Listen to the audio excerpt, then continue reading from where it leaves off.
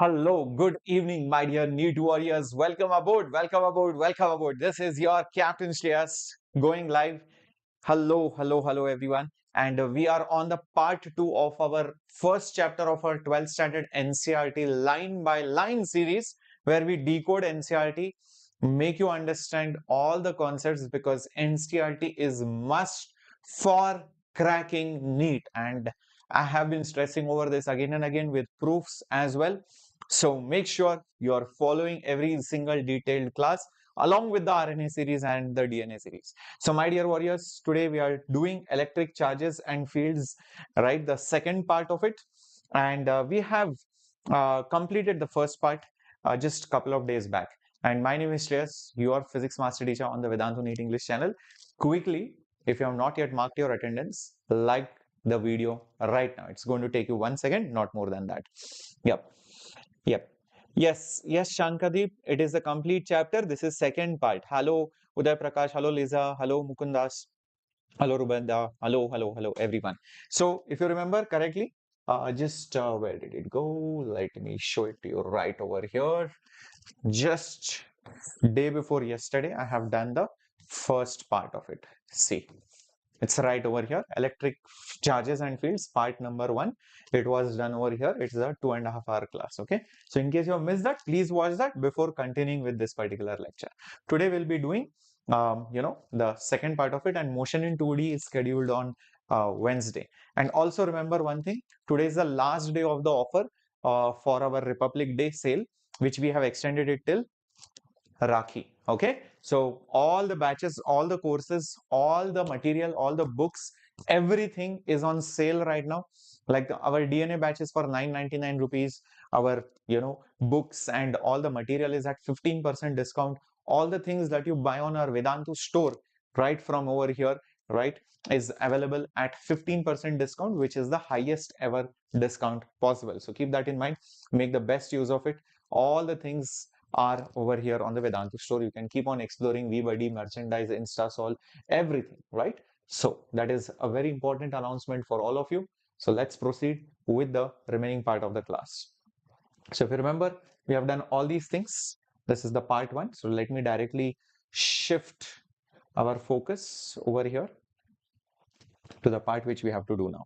So remember, last lecture we just introduced the concept of electric flux, and electric flux is nothing but like the flow of electric field I told you, and this flow of electric field is measured by this quantity called as electric flux, and the flux is proportional to how many electric field lines pierce through a imaginary or an actual area.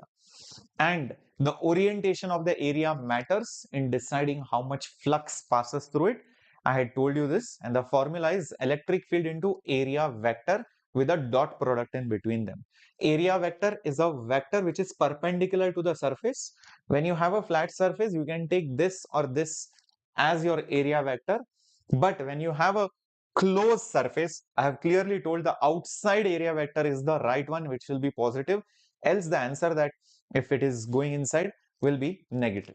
Keep that in mind. So for a closed surface, we generally choose outwards as positive. Closed means there is no opening, like a bag which is closed. There is no opening, nothing can enter in or exit out. But if it is a sheet of paper, it is an open area. You have both options of choosing the area vector. Yep, that is what we have seen till now. So let's go to the concept of electric dipole, field due to it, torque on it, force on it, and then the remaining parts. Ready for it, my dear warriors? Lions? Yes, Dheeraj, Mukunda, Liza, everyone? Ready? Marked your attendance already? Perfect. Perfect. So let's begin with the class. Let's begin with the class. Yes, Siddharth, thank you so much. Thank you so much, my dear Lion, my dear NEET warrior, future doctor. Thank you so much. So, electric dipole, let's understand what this actually means.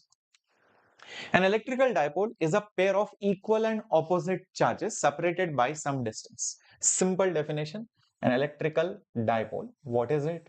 It is nothing but a pair of equal and opposite point charges. Like for example, Q and minus Q. And what is it separated by? Separated by a distance of 2a. That is the meaning of an electrical dipole. In real life, you find many examples of dipole. Like you take a simple example of, HCl molecule. You might see that there is some negative charge over here and an equal amount of positive charge over here. So this is equal and opposite charges separated by the bond length of the molecule. So that is also a dipole if you think about it. So most of the molecules you will see will be polar or basically behave like dipoles, and that is why we treat these set of charges as a separate category, because their behavior is very interesting to study. Okay, so electrical dipoles are commonly occurring things in nature, and they are very important for us to understand the behavior of many solids and liquids.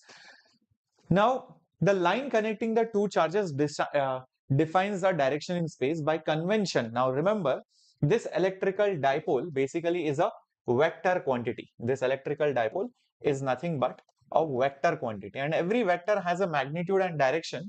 So the direction of that vector is clearly mentioned. The direction is always from the negative to the positive charge and is said to be the direction of the dipole. Very, very important. The direction is from negative to the positive. So if this is negative, this is positive. So this is the direction of the electrical dipole, which is opposite to the origination and termination of electric field. Remember, electric field always goes from positive to negative, but dipole goes from negative to positive. So that's a common silly mistake which many students do. So remember, it is slightly opposite. The midpoint of the location is also the center of the dipole. This is just a simple definition, nothing very important, but the midpoint is nothing but called as the center of the dipole, which makes sense. So this point is basically the center of the dipole. Now the total charge of a dipole is obviously going to be 0. So because whatever amount of positiveness is there, same amount of negativeness is there. So if you add them up, the total charge, I mean, this word obviously 0 is very interesting because it's common sense. So there is nothing to calculate over there. This does not mean that the field on electric field is 0. This is interesting. Just because the total charge is 0 does not mean the field is 0. Because those charges which are there, which add up to 0, those positive and negative charges are not at the same place. They are at two different places, like here and here. Because of which the electric field lines will originate from positive and terminate at negative. So hence this does not mean that the field of electric field due to the electric dipole is 0, since they are separated. This is very important. They are separated by some distance.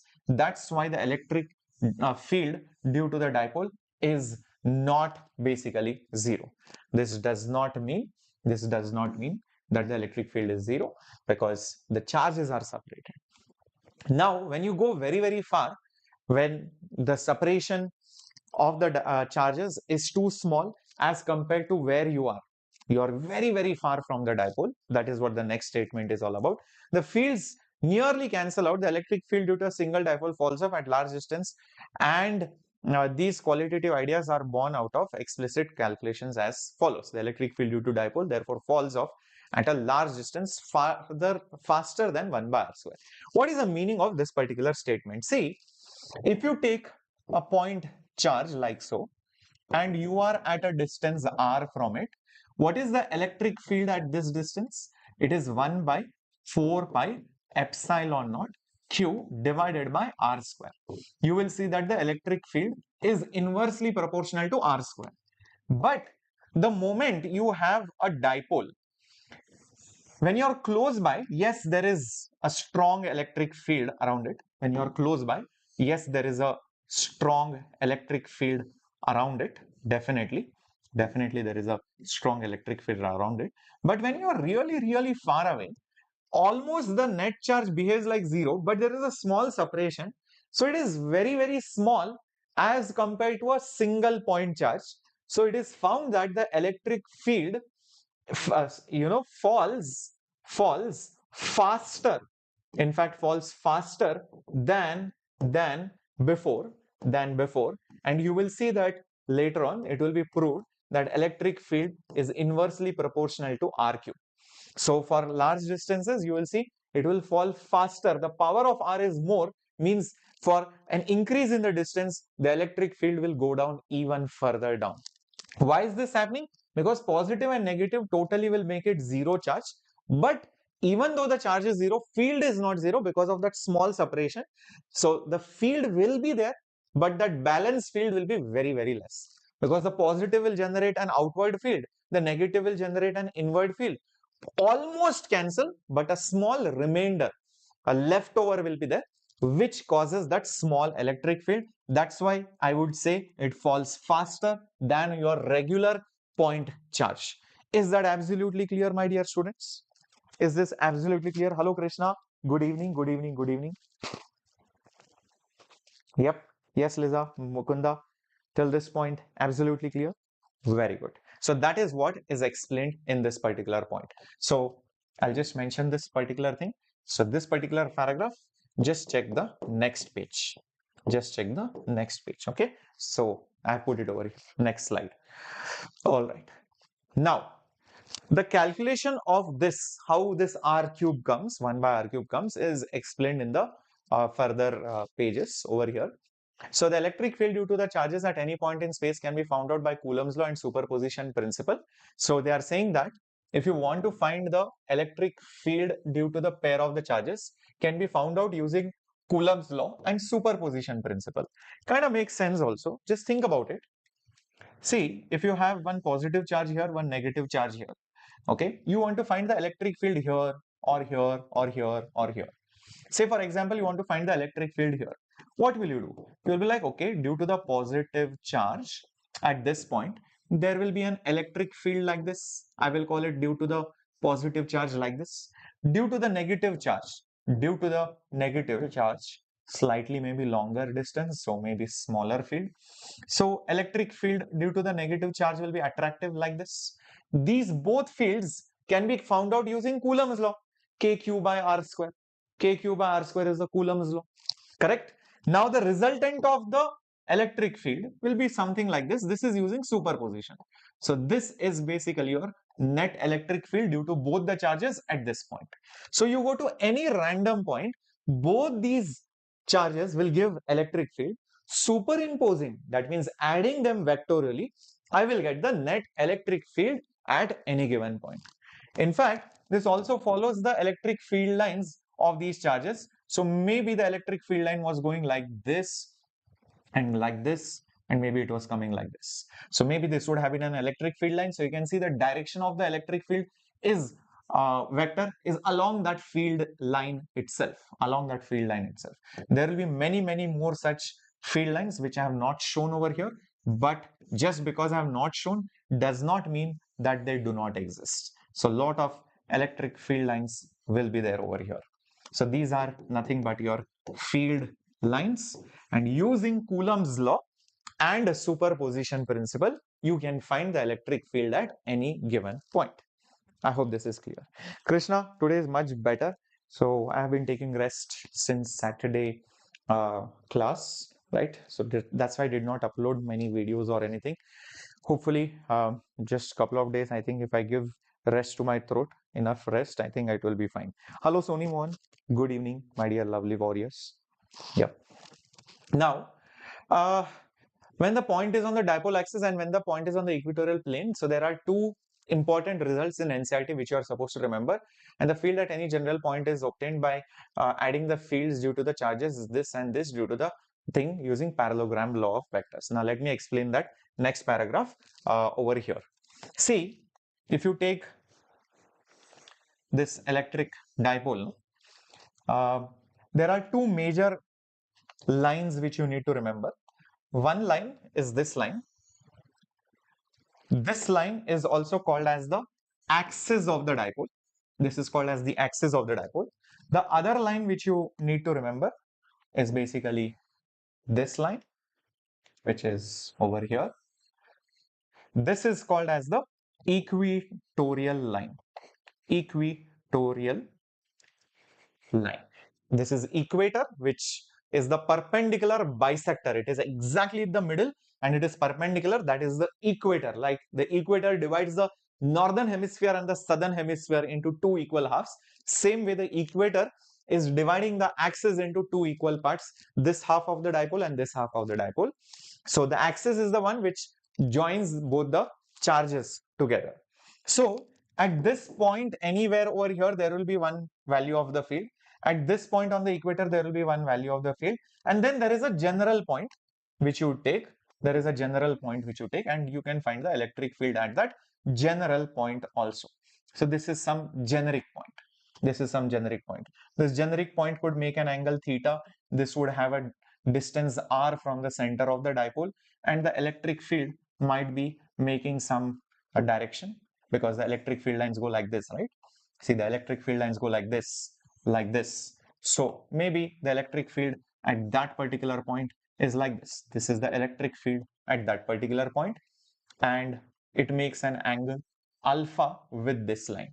It makes an angle alpha with this line. For those of you who want to visualize that electric field line, I'll just show it to you, just so that you know this is just a continuity of the same thing. It is just continuity of the same thing. Okay, this continues like this and comes over here. Okay, this is how the electric field lines would have gone. There would be many more such field lines which I have not yet bothered to show.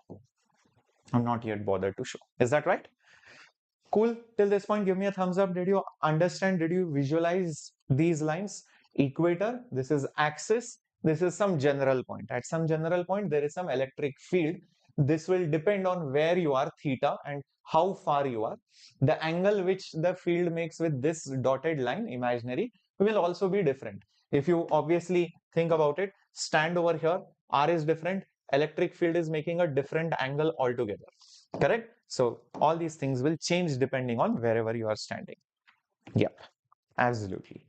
So there are two special cases which we consider. So like you can see over here, one is when the point is on the dipole's axis, the blue dotted line which I shown, and the second one is that green dotted line which is the equatorial plane, which is the equatorial plane of the dipole. So one is that axis, one is the equatorial plane which I have shown. Now if you see the derivation, it's not very important from NEET perspective, but what they have done at the end of the day, I'll tell you this whole thing. See, if you take any point on the axis, let's say for example I am over here, let's say I am over here. Due to the positive charge, there will be an electric field here. Due to the negative charge, there will be a small electric field here. Both these fields will be opposite. Both these fields will be opposite to each other, but will they cancel? No, right? Why won't they cancel? Because the magnitudes are different. Whose magnitude is more? The one which is closer. Who is closer? Positive. So positive will be more repulsive. Negative, being far away, is less attractive.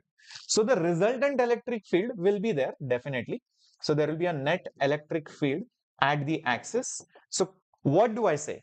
The electric field at the axis is E positive plus E negative, or E positive minus E negative. Put it up in the chat box. What do you think? Will it be the addition of these two fields or the subtraction of both these fields?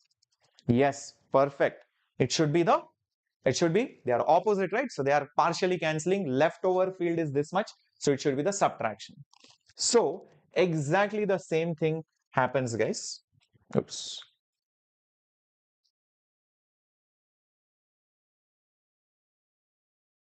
At that particular point on the axis, what they have done is basically they have found the field due to the positive, they found the field due to negative, found the field due to negative, found the field due to positive. But at the end of the day, you will see that there is a minus sign. Why is there a minus sign? Because E positive is opposite to E negative. So that means the net electric field. So the net electric field, the total electric field which is there, will be the subtraction of these two. Will be the subtraction of these two. Yes. But what is the magnitudes? How did they write these numbers? Let's understand that. See, usually we take this as, let's say, positive Q, this as negative Q. In NCERT, they take the distance as 2a, but if you follow my NEET classes, you will realize I do not take it as 2a, I take it as L.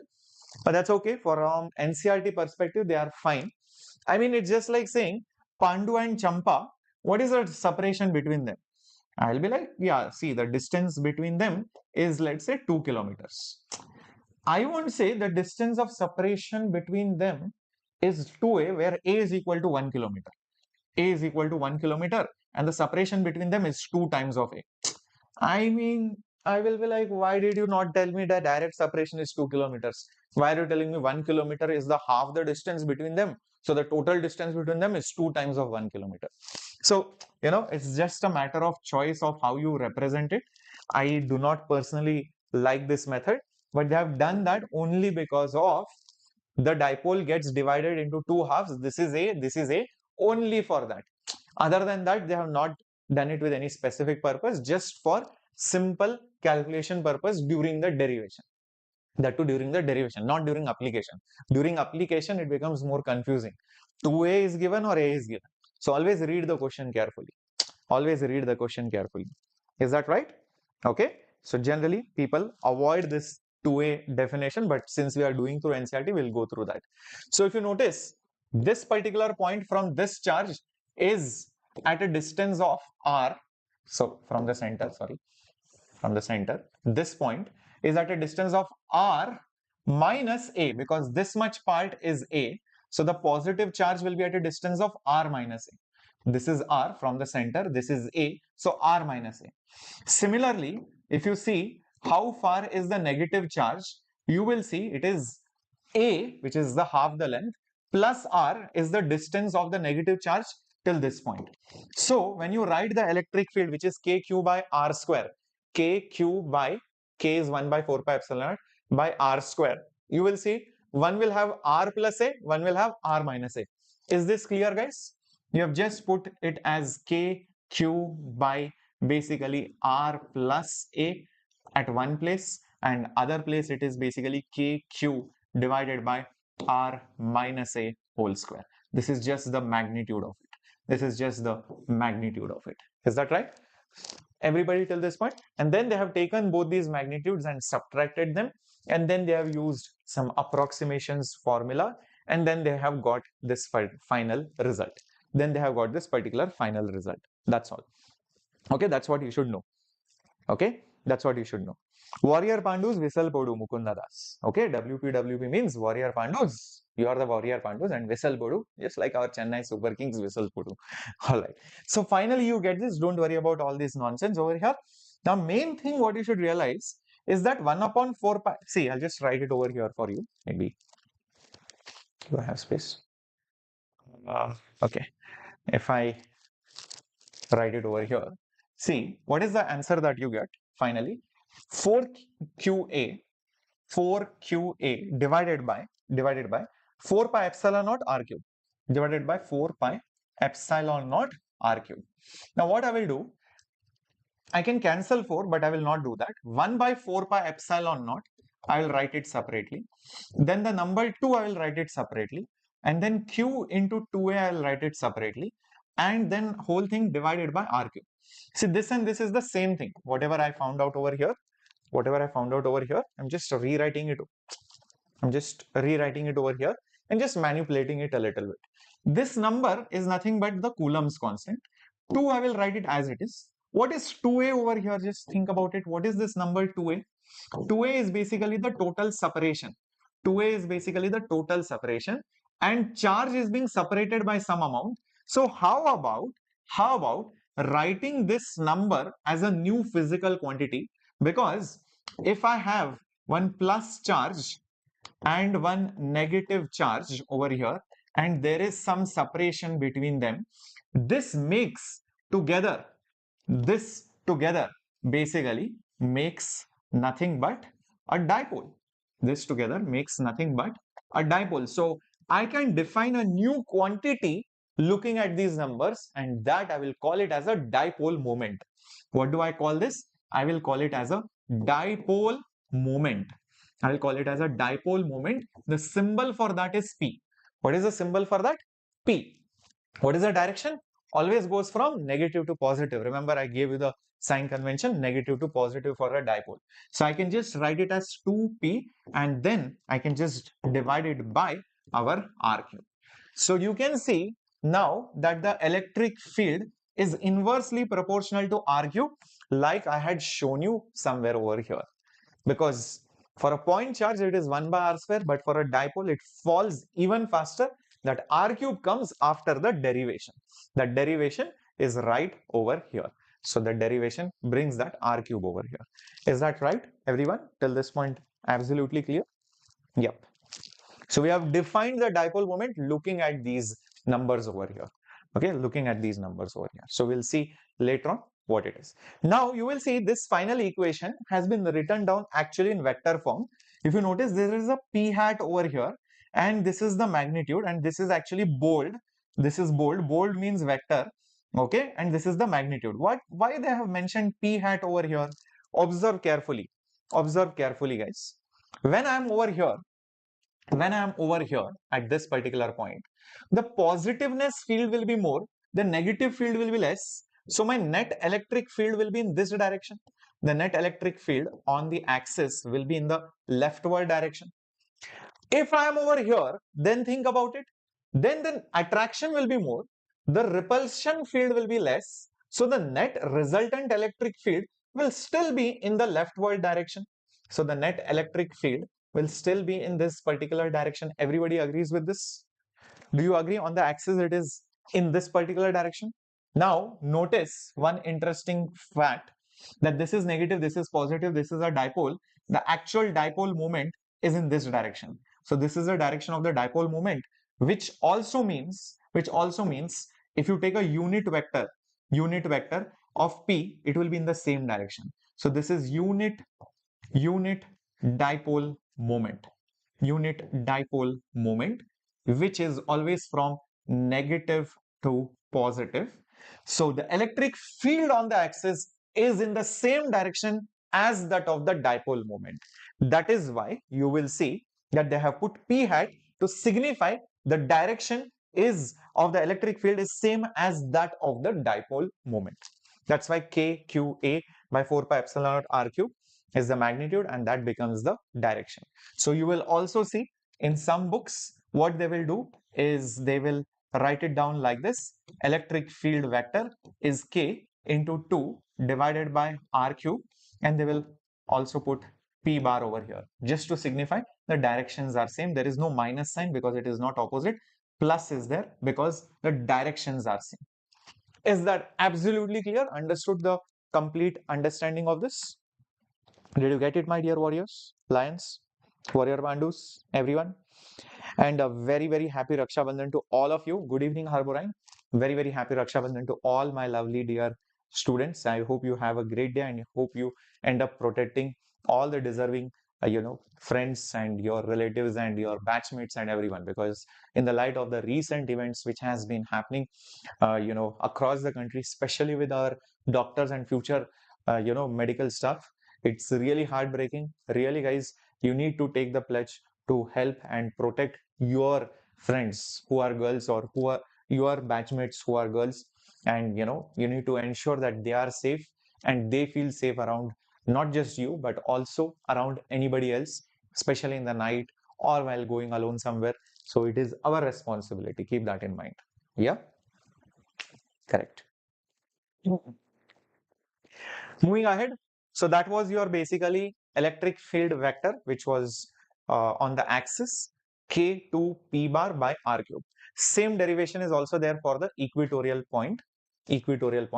So again, they find due to positive and negative charge, and they add them and they get some value. So how does that happen? Let me go back over here and show you. So this was on the axis, right? So when you go on the equator, what happens is the positive charge at any point will give a field this way, will give an electric field like this. The negative charge will give an pull, negative electric field this way. The result of these two will be in this direction. Do you see this electric field is exactly opposite of the dipole moment? Not just any at this point, but in fact any point you go. Let's say you go here also, the positive charge at that particular point will give a field like that. This negative charge will give a field like this. The result will be exactly in middle towards the right side. Not just on the top, but even below. If you take the positive charge, will give an electric field like this. the negative charge will give a pull like this. The resultant will be exactly bisecting the angle and going horizontally like that. Their vertical components will get cancelled. So the components add up to give a resultant electric field opposite to the dipole moment on the equator. On the axis it is same, on the equator it is opposite. Keep that in mind. You can see the electric field lines. They are going like this and they are going back. So you will always see on the axis the electric field lines are basically, in this particular direction, but at the equator you can see they are basically going backwards. Basically they are just going backwards as compared to the dipole moment. That's what you will see. So they have calculated that as well. Once due to the positive, once due to the negative, then they have taken the components of those electric fields. See, this particular E positive will have a component here, and this E negative will also have a component here like this. They will also have one component here and one component here, but they will definitely cancel out. These two components are the ones which add up to give you the net electric field. This add to give you the net electric field. So that's why you can see cos theta component is there. Do you see that? And they are adding up. They are adding up. They are adding up the components along the dipole axis. They add up to give you the total electric field, and that is opposite to the p vector. It is opposite to the p vector. That's why you will see a minus sign. So this negative symbol signifies electric field is opposite to the dipole moment. Electric field is anti-parallel to the dipole moment, which is exactly what we saw over here. Where did it go? Yeah, electric field at this particular point, you can see, is exactly at the equator, is exactly opposite to the dipole moment. That's why the negative sign is also there over here. And this is the final form that you get. This is the final form that you get, minus 2qa by 4 pi epsilon naught r cube. Now, if you like to convert it into, a much simpler form, it will look something like this. It will look something like this. Observe this carefully. Our electric field which came out on the axis was minus is the direction, but otherwise magnitude wise it is 2qa. It is 2qa magnitude wise only, divided by 4 pi epsilon naught r cube. Divide by 4 pi epsilon naught r cube. Rewrite it slightly differently. 1 by 4 pi epsilon naught. Then you write q multiplied by 2a, whole thing divided by r cube. Notice that 2a that you see is nothing but the separation of charges. So separation into the charge, this whole thing is nothing but our dipole moment. That's what we defined. This is nothing but our dipole moment. Symbol was P. So I might as well replace this with P, and then I will get electric field. This is number K, Coulomb's constant, divided by R cube. Divided by R cube. If you write it in the vector form, it will have just one negative sign over here to signify the direction is opposite. To signify that the direction is basically opposite to that of the dipole moment. That's all. That's the only reason why there is a negative sign. Also notice this formula is slightly different from this formula with a number 2. On the axis that number 2 will come because on the axis the field is strong. At the equator the number of lines will become less because they will distribute, they will go far away. So on the equator you will not see that number 2. On the axis only you will see that number 2. So on the axis you will see that number 2. On the equator you will not see that number 2 because the field has become little bit less. Okay, absolutely clear? Absolutely clear? Very good. And that is what they have done in the next lecture. Next slide. It is clear that the dipole field at large distance does not involve Q and A separately. It depends on the product of Q and A. This suggests the definition of a dipole moment of an electric field. So very, very important. So the dipole moment of A vector of an electric dipole is defined by this particular formula. Q into 2a, 2a is the separation. So dipole moment is the product.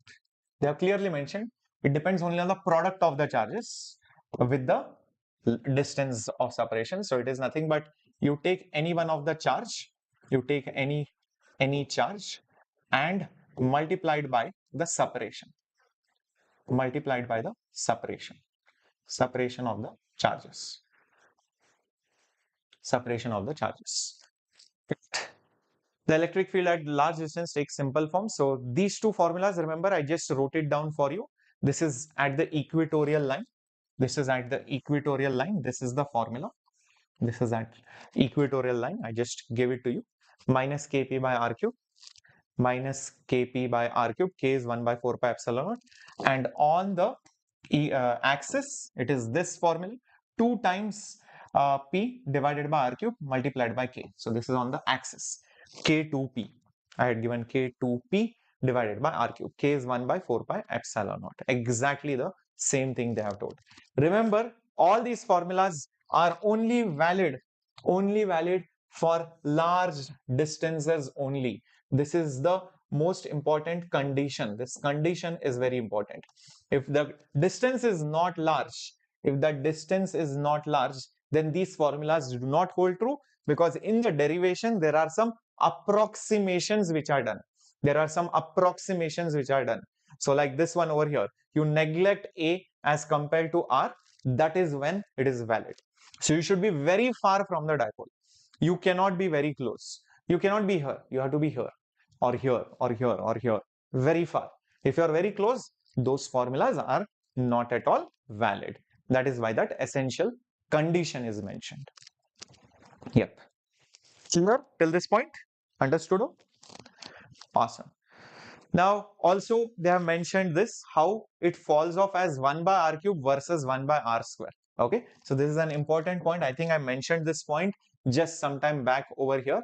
The electric field due to a dipole falls off faster as compared to a single point charge. So this was mentioned just somewhere over here. Maybe I should probably shift that slide over here for all of you. I should shift that slide over here. Okay, so I've explained this, but as 1 by R cube. For a point that for a dipole at large distance falls off as one. Yeah. This is for a point charge. This is for a dipole. Okay, this is there on the next slide. Okay, it's mentioned here. Now, next important point in NCERT 1.10.2. What is the physical significance of dipoles? I just explained to you about hydrogen chloride or any molecule as such. Any molecule, you will see that the electron cloud will shift to one place. So that will have some delta negative charge, and an equal amount of positive charge is developed on the other side. So you will see molecules in general are polar in nature. Sometimes these dipoles will cancel, sometimes they will not cancel. Let's see an example for that. These type of molecules are, okay, the dipole moment is 0, CO2, CH4 are these type of molecules. However, they develop a dipole moment when there is electric field applied, but in some molecules, the center of negative and positive charges don't coincide, therefore they have a permanent electric dipole moment. Even in the absence of electric field, such molecules are called as polar molecules. Water molecule is an example of this type. Various materials give rise to interesting properties and applications in the presence and absence of electric field. Okay, now what does this entire paragraph mean? See, you might have heard or seen this in chemistry, I'm pretty sure. You have your oxygen, you have your hydrogen. So the hydrogen oxygen bond in a water molecule, is at around 107, 108 degrees, something like this. And you see that the oxygen basically gets some negative charge, and the hydrogen basically gets some positive charge, right? That is what happens. So isn't this a pair of dipole? This is also a pair of dipole. Can you see that? Everyone, there is a dipole over here. I'm pretty sure you can see it. There is a small dipole moment here, negative to positive, and a small dipole moment over here. So this is a dipole P1. This is also a dipole P1. Both these dipoles are between oxygen, hydrogen, oxygen, hydrogen. If you see both are vectors, they will add up and they will give you a net dipole moment. So you will see there will be a net dipole moment of a water molecule. So that's what they say over here. In some molecules, the centers of negative and positive charges don't coincide. So in some molecules, the centers of those negative and positive charges don't coincide. Therefore, they have a permanent electric dipole moment even when there is no electric field around it. There is no electric field around it. There is a net electric dipole moment. It feels like, the charges are separated. It doesn't feel like the negative and the positive charges are at the same place. They are separated. So they are behaving like a new resultant dipole. Best example, water molecule, hydrogen chloride, and so many more. But in the first example, what they have shown is, for example, CO2 and CH4. Let's take the example of CO2. Okay, so you have carbon here, oxygen here, oxygen here. So say for example, the carbon got positive over here and the oxygen got, let's say, negative over here.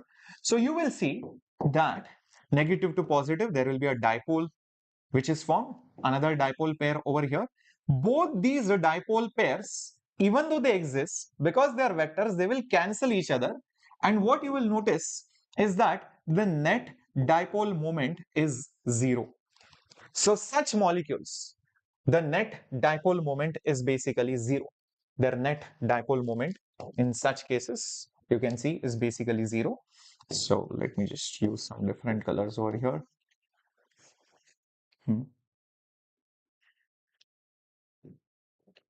P net is basically 0. Yes, their net dipole moment is 0. Example, CO2, CH4 also you will see in 3 dimension they will cancel out each other because of the tetrahedron structure. And it is also said that they develop a dipole moment when an electric field is applied. So in these molecules, what happens? Although the net electric field is 0, what happens is sometimes when you apply external electric field, these charges will move around here and there. So there is a shift of the electron cloud. So maybe then P1 and P1 may not cancel each other. Maybe one is more, one is less because of the shifting. And that's when they develop a electric dipole moment when an external field is applied. So very, very crucial. So what might happen is they develop a dipole moment when an external field is applied. This happens because of the shifting, of the electron cloud. Because of the shifting of the electron cloud, and the dipole moments don't cancel. The dipole moments basically don't cancel out each other, and because of which the net is definitely not 0. This is only in case of external electric field. Okay, all these things can happen. Everyone clear with this particular paragraph? Give me a thumbs up, smash the like button in case you haven't done that yet already. Do it right now, my dear students. Is this passage, is this paragraph, is this page of NCERT absolutely clear in everybody's head? Okay. So they have given a question in NCERT. Two charges are there placed 5 millimeters apart. Determine the electric field at a point P on the axis of the dipole 15 centimeters away on the side of the positive charge, and then at a point Q 15 centimeters from O on the line passing through O and normal to the axis of the dipole. So quickly think and tell me, if you look at the first scenario over here, point P, section a point P on the axis of the dipole. A point P on the axis of the dipole 15 centimeter away from the center O on the side of the positive charge as shown. This is exactly this particular point. Isn't this nothing but the point on the axis? And what is the separation between A and B? 5 millimeters. 5 millimeters is probably this much. If you see on the scale, 5 millimeters is actually not even this much. It will be hardly this much. This is 5 millimeters. Truly.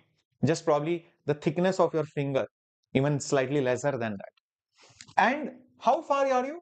You are at 15 centimeter. 15 is almost this much. So you are over here. Is this a faraway point? Yes or no? Quickly think and tell me. Are you at a faraway point? Yes or no? Quickly think and tell me, my dear students. Yes, you are. Yep. So this point is definitely a far away point because your distance from the center is much larger than the separation between them. Much larger than the separation between them. So our formulas are allowed. Our formulas are allowed. So I can use electric field on the axis as K P divided by R cube. K is basically 9 into 10 to the power 9. Dipole moment is charge. Charge is 10 micro. So 10 micro into separation between them 5 millimeters. So 5 into 10 to the power minus 3. Okay. Don't put into 2 because already the separation is mentioned. Okay. The separation is already mentioned. So 2A is 5. Please mind it. 2A is 5 millimeters, not A. That is why I said that 2A and A is always confusing. Divided by the distance cube. Distance is 15 centimeter. So convert it into meters and then cube it. So whatever answer you will get is the electric field on the axis. Electric field on the axis. Same thing for the second part.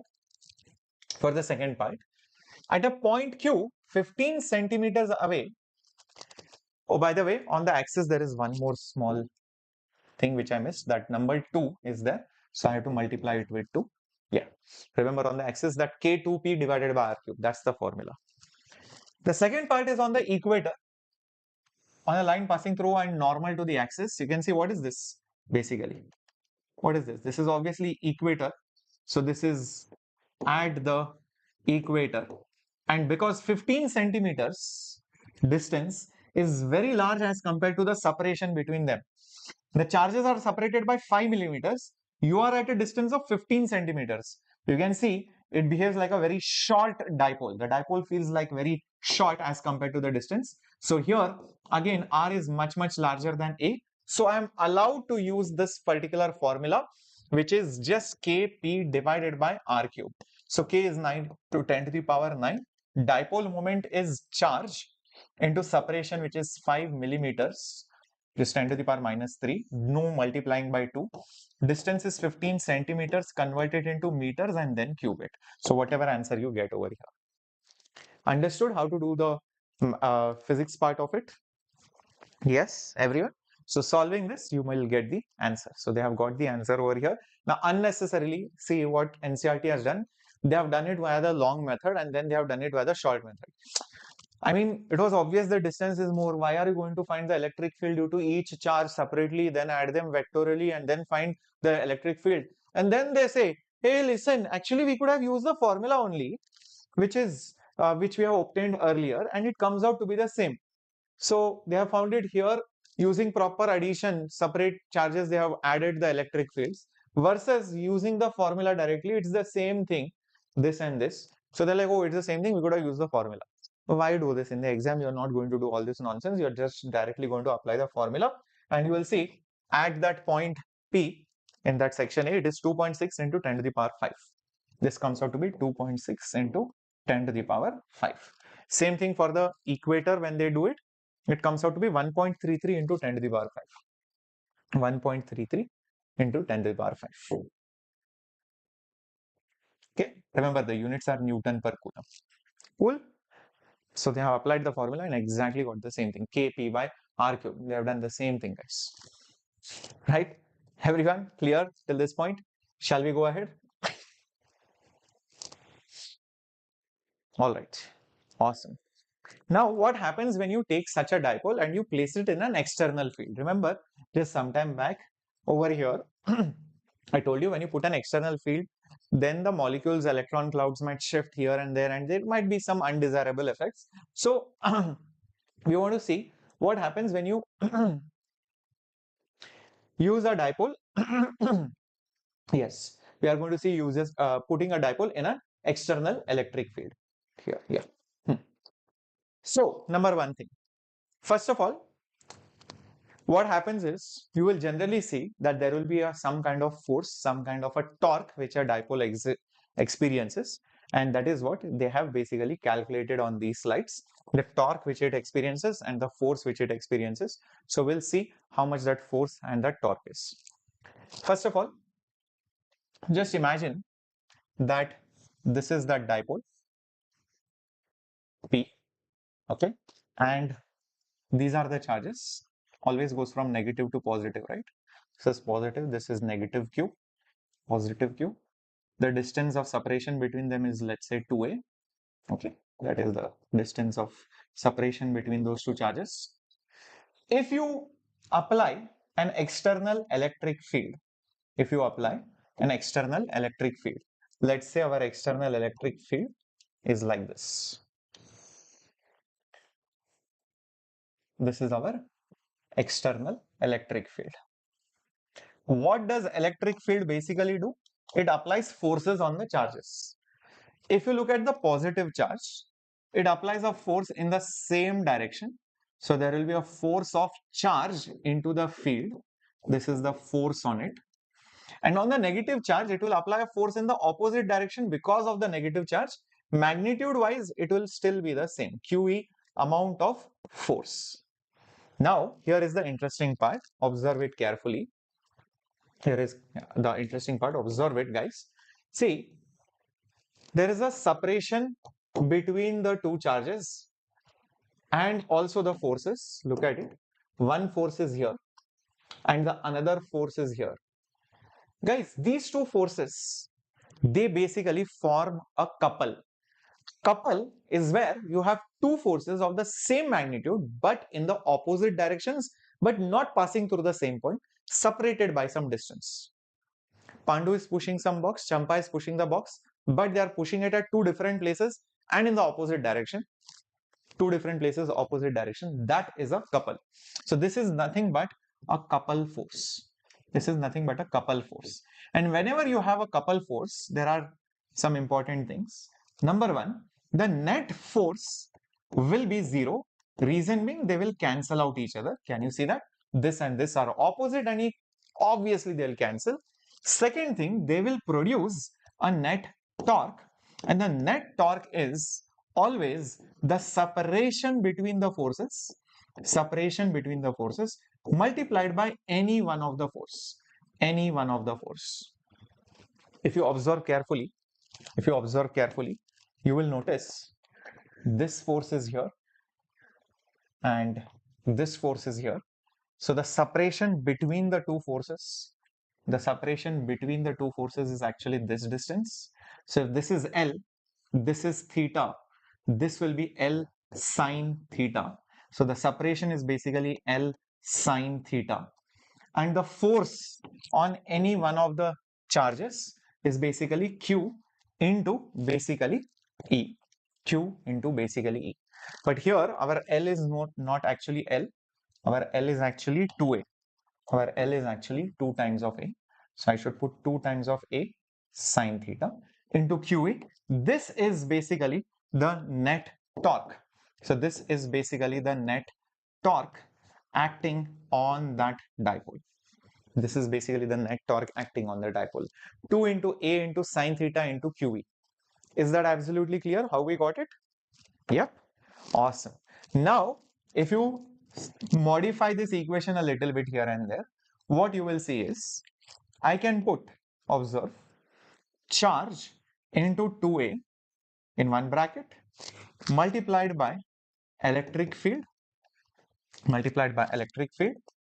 okay, and lastly I will put sine of theta over here. Why did I do it? This particular thing is nothing but the dipole moment, right? That is the dipole moment formula. That is nothing but the dipole moment formula. And E is E only, fair enough. E is E only, and sine theta is sine theta only. Sine theta is sine theta only. So from this, I see the torque is P into E into sine theta. Dipole moment into electric field into sine theta. But wait a minute, dipole moment is here, electric field is here, and the torque which will act is in this particular direction because these two forces will turn it. Torque due to the couple will turn it like this. So the torque is here. So if you place your right hand fingers in the direction of P and slowly bend it towards E, you will see the thumb goes inwards. That means the torque is in the clockwise direction. The torque is inwards because you can see the torque is clockwise. So basically, you can use the vector rule. You can use the vector rule. So the net torque is nothing but going to be equal to our, what do you say, P vector cross our E vector. As simple as that. Torque is P cross E. Torque is there, but net force is always going to be 0. Torque is there, but net force will be 0 because they will end up cancelling each other. So that's what they have done in this particular slide. So torque is basically P cross E. The direction is normal to the plane. The magnitude of P cross E is also P sine theta. The magnitude of P cross E is also P sine theta, and its direction is given by the right hand rule. Okay, all this is done, and also mentioned over here the net force on the dipole is 0 since electric field is uniform. This word is important. Electric field is uniform. We'll see what happens when it is not uniform. How the charges are separated, so the forces are at different points resulting in a torque on a dipole. So again, they say that even though, however, the charges are basically separated, so the forces act at different points resulting in a torque on the dipole. Okay, this is what they have mentioned. All right. Finally, they also mention that the torque which acts on the dipole will always tend to align the dipole with the field, and when P is aligned with E, the torque on it is 0. What does this mean? What does this mean? This means, say for example, our dipole is like this, whereas the net electric field is in this direction. So what will happen? There will be a torque which will build up in this particular way. Now, imagine our dipole aligns exactly in the direction of this electric field, aligns itself in the direction of the electric field. Once it aligns, you will see the torque will be big fat 0. If by chance somebody moves the dipole a lot and they get it somewhere over here or maybe over here, okay, like making an obtuse angle or even an angle acute over here, in either of the cases, you will see the torque will again act, will try to bring it back over here. You will act and again try to bring it back over here. It always tries to align itself in this direction. So in fact, this is a place where it is in a case of stable equilibrium. Stable equilibrium. Why is it stable? Because it tries to come back. It's like, you're watching a class, some music you hear somewhere, you get distracted, it is unstable. You hear the music, but you're like, no, I have to study and prepare for NEET. You come back, that is stable. Something else is happening, notification comes on your mobile, some WhatsApp group. You get distracted, you open the message and you forget about the class. That is unstable. You come back again. So whether you are pushed this way or that way, you always try to align back in the direction of the field. So that is basically stable equilibrium. Yes. So that is what they have mentioned in the last two lines. The torque is 0. So when the torque is 0, this is the place where you are in stable equilibrium. Where you are in stable equilibrium. Now, in the next part of it, they have also mentioned about how the net force may not be 0 if the field is non-uniform. See, whatever derivations, etc. we did, this was for uniform electric field. Very, very important, guys. This electric field was necessarily uniform electric field. But the moment it is not uniform, meaning somewhere the field is strong, somewhere the field is weak, then the net force may not be 0. Net force, which I said was 0, which cancels out, right? This is only true for uniform field. That's why I also made you highlight this. The net force on a dipole is 0 since E is uniform. Very, very important. Very, very important. Since E is uniform, this is only true in that case. Net force is 0. But if it is not uniform, then it may not be 0. And that is what is explained over here. Imagine this dipole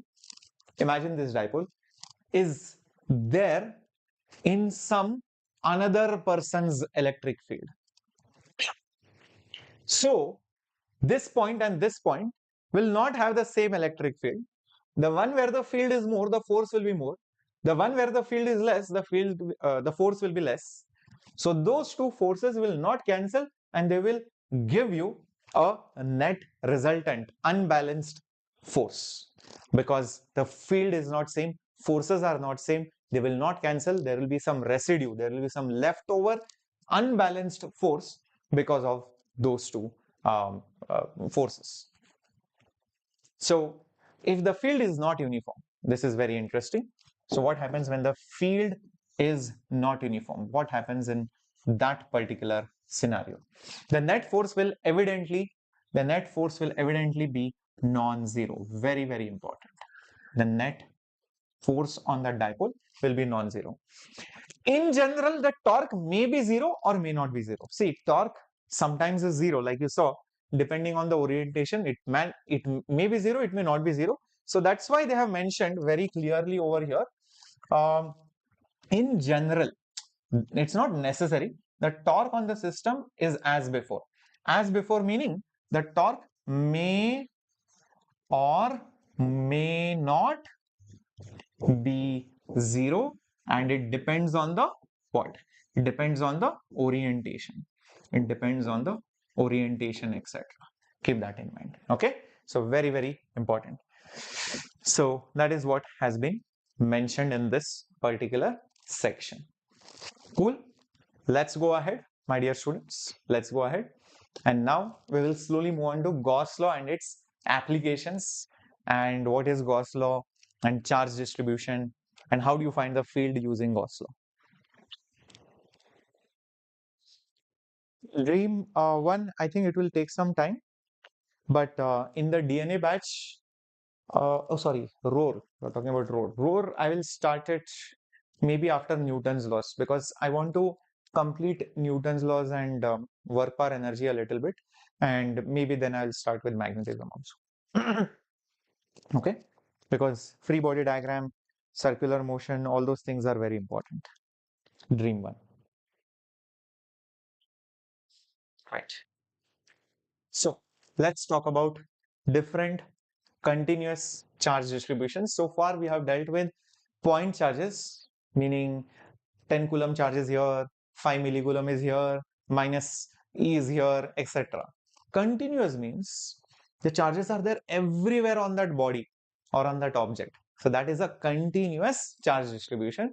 And you will see most of the times, in many cases, the charges might be distributed on a sphere, on a sheet, or on a paper, or maybe on a line or on a wire. So that's why we deal with continuous charge distributions. So for example, on the surface of a charge conductor, it is impractical to specify the charge distribution in terms of locations of the constituent. It is more feasible to consider an area element, etc. So we define a surface charge density as delta Q by delta S. We can do this at different points on the conductor and arrive at a continuous function sigma called as a surface charge density. The surface charge density ignores the distribution of the microscopic level. The units are blah blah blah. And then we also come to linear charge distribution, and then we also come to volume charge distribution, blah blah blah. These are the units. So what they mean to say is, see, in simple terms, guys, imagine we have a sheet.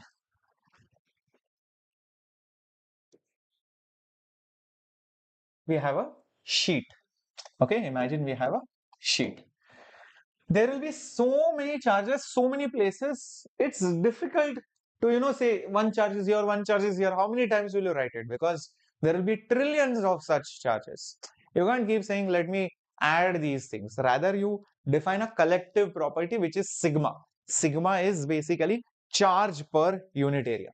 So imagine this.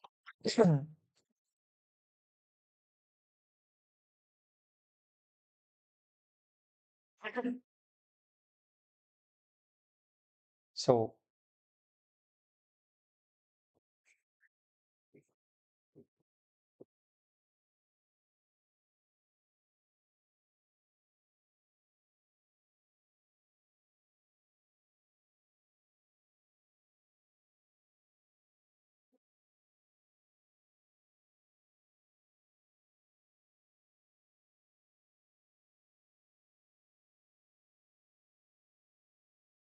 So there is some charge distribution like this on that particular sheet. Just imagine the pain in even drawing it. It's so lengthy. So what we do is basically we take a small element. Okay, we take a small element which has a small area, let's say, for example, A. And on that area A, we see how much charge is there. Let's say Q charge is there on that area. So that Q divided by that area is basically called sigma, which is the area charge density. Area charge density. Because coulombs is on the top, meter square is below, obviously the unit will be coulomb per meter square. How much charge is there per unit area? Is that clear? The definition of sigma? Everybody till this point, give me a thumbs up. Very good. So this can be then different at different places. So maybe by using some superposition integration principles, we will be able to solve the problem later on. But for now, we have defined sigma, which is charge per unit area. Same way, imagine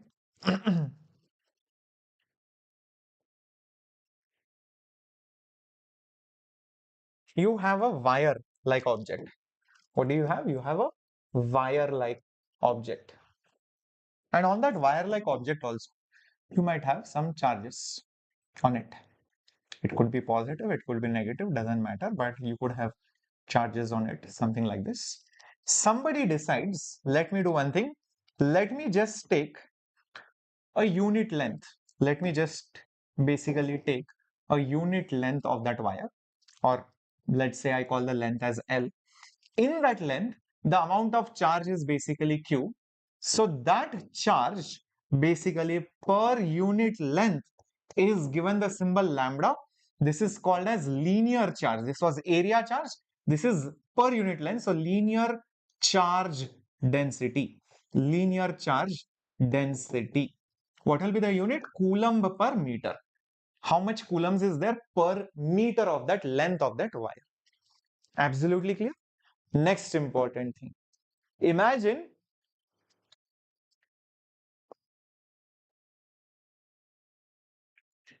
there is a 3D space. Imagine a random figure like a balloon, a rubber ball, a stone, a mountain, a lump of clay, or some random geometrical three-dimensional object, okay, or a human body, or an insect, or a cockroach, whatever you want to imagine, you can imagine. This is basically a three-dimensional body. This is basically a three-dimensional body. So this is some random body. Okay, this is some random body having three-dimensional lengths, breadths, heights, whatever. And in that, somebody says that, listen, it is charged everywhere. It is charged everywhere. Okay, it's having charges everywhere like this. Obviously, when we have to find the field, etc., due to them, it will be a lengthy process. So we define a more general property as a whole of that particular body, and then we take a small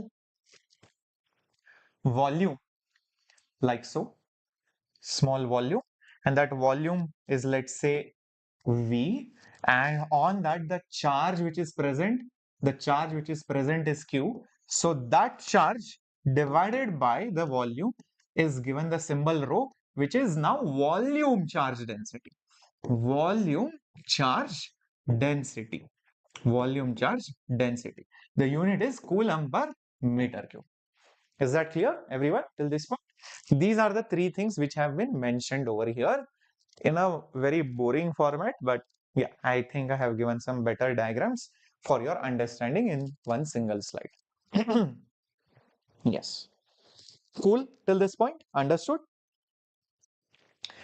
Sigma, lambda, rho. Three different symbols, three different units, three different meanings, three different purposes, depending on 1D, 2D, or 3D problem. Now, basically what they say, why we defined all this is because in order to find the net field because of these bodies, you can use superposition.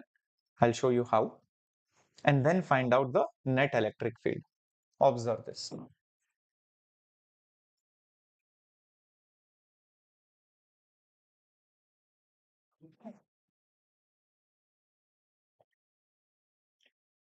Imagine, imagine there is a point here and you want to find the electric field due to this entire body.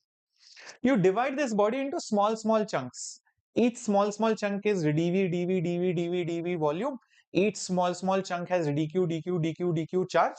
Okay, so each small chunk is having dQ charge and small volume, let's say dV. Due to that small volume, it behaves like a point charge. So you will notice, that that particular point charge which is here at this particular point will give a small electric field, like this, and that electric field will be basically D. Same thing, imagine a line charge. Now imagine this charge to be a small charge on a small length dl. Same way, this is a small area dA, so on that the charge area is, the charge on that area is dq. So if I take some point over here or here and I want to find the field due to the wire at this particular point, I will say same thing over here. I want to find the field at this particular point. I will say, okay, I divide that wire into small chunks, and due to each small chunk, I will find what is the electric field over here. I'll find what is the electric field over here. So that electric field will be basically D due to that small chunk. Same thing again over here also. Due to this small chunk, I will find what is the electric field over here, and I will call it as D. Now there will be so many such small chunks everywhere. So you take all such D's due to all those points. What you will get by adding them vectorially is the net electric field. That's what they mean to say. So you take all the possible chunks. One chunk will be here, one chunk will be here, another chunk will be here, another chunk will be here, another chunk will be here. Okay, like that. You keep taking all such chunks. Okay, same thing. This, this, this,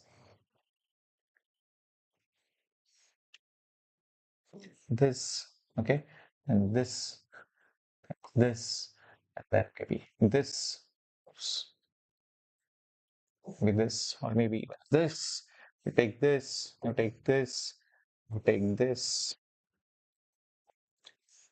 right? You take this, all these things.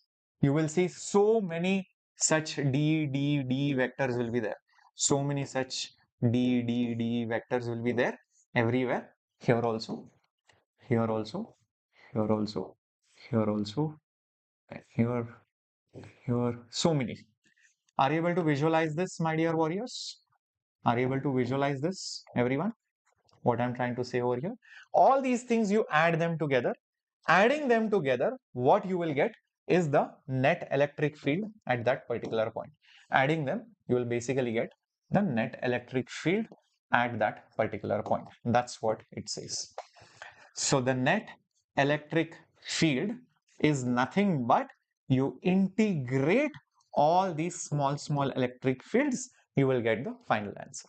And each of this D will depend on whether it's a area, length, or volumetric element. So this D could be K into something divided by the distance square, depending on what it is. I'll tell you what that something is. K divided by R square into something. If it is area, then that charge which will come, dq charge, what will dq be? Think about it.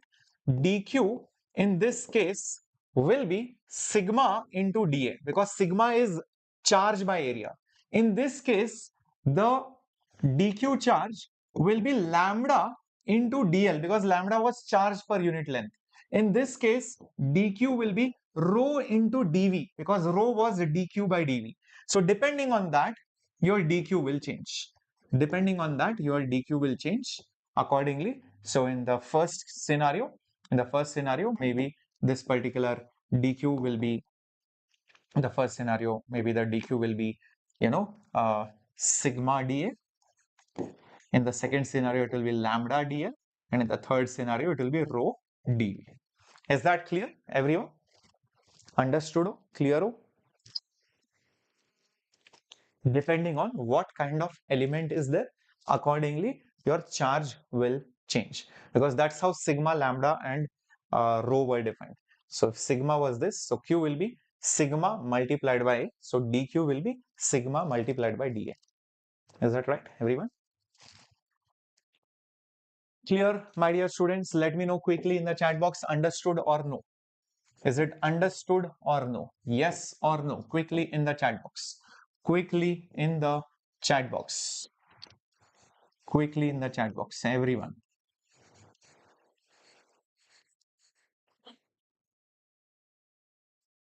Clear? Very good. Excellent. Moving on. So that's what they have mentioned. Just check the, I would say, previous slide. Just check the previous slide for the explanation. So that is what they have given over here. The field due to continuous charge distribution can be obtained in the same way as a system of, suppose you take it, divide the charge distribution into, so divide the charge distribution into small elements of size. The field due to continuous charge distribution can be obtained much the same way for a system of different charges. So basically, okay, by this, so using superposition principle, you can find the net electric field distribution by summing over all the electric fields due to different basically elements. So instead of summation, you can also then replace that summation with integration also. You can replace that summation with integration like I have put over here. Okay, this is basically summing, adding.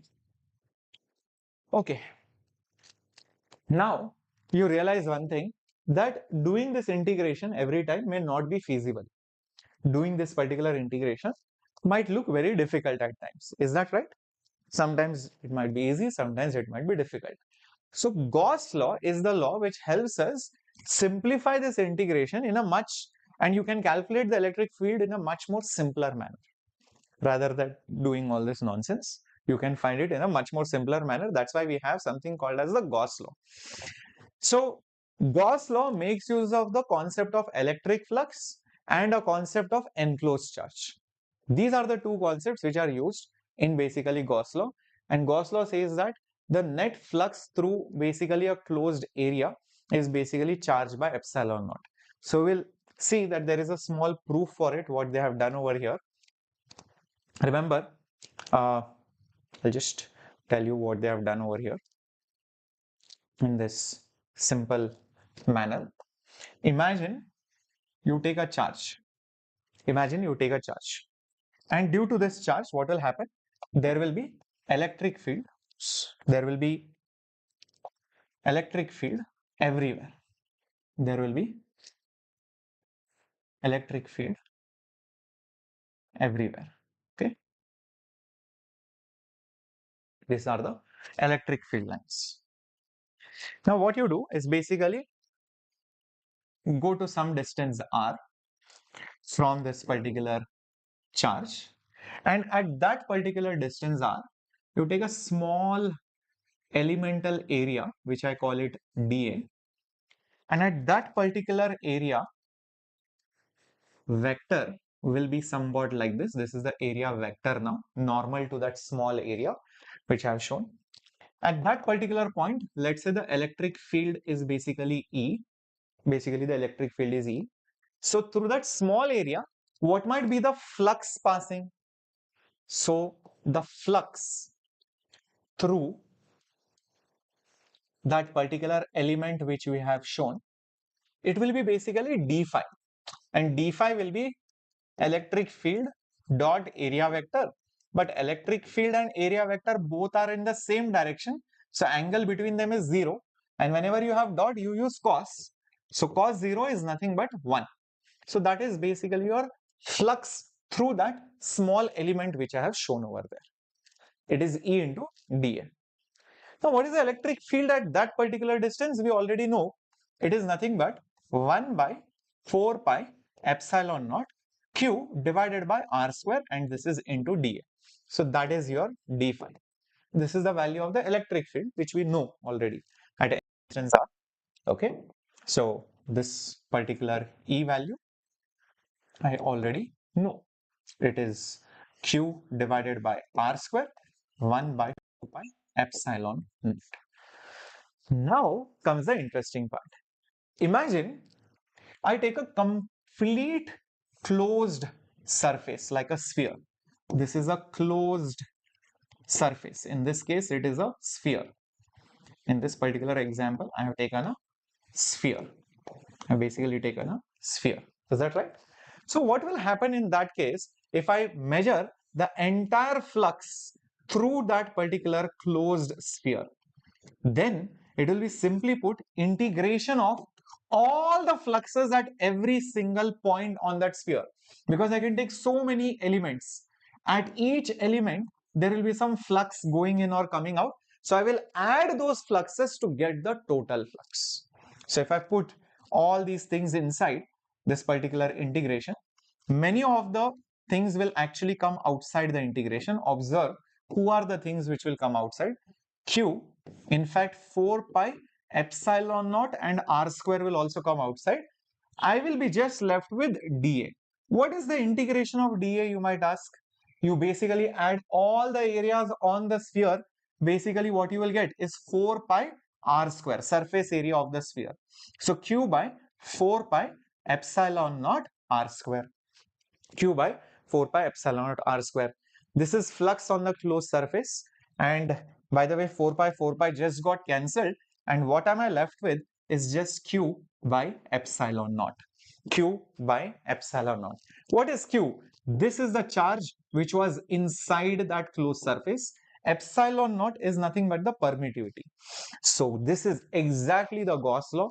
The total flux of a closed surface is Q by epsilon naught. So we saw the proof using Coulomb's law. You might ask, where did I use Coulomb's law? This is exactly the place where I used Coulomb's law. Coulomb's law. So this is how you can basically prove Gauss law using Coulomb's law. So exactly that is what is Gauss's law. So you will see right over here. Where is it? Q by epsilon. Yeah, this is a simple statement of the Gauss law. That is what they have proven in this particular slide. So electric flux through a closed surface is basically Q by epsilon naught, where Q is the total charge inside the surface. The total flux in a closed surface is the charge inside by epsilon naught. This law implies that the total flux to a closed surface is zero if no charge is enclosed by the surface. We can see this by another example. Okay, we'll come to that now. Till this point, whatever they have done over here, I have done it in this particular slide. Okay, is that absolutely clear? Everyone, give me a thumbs up.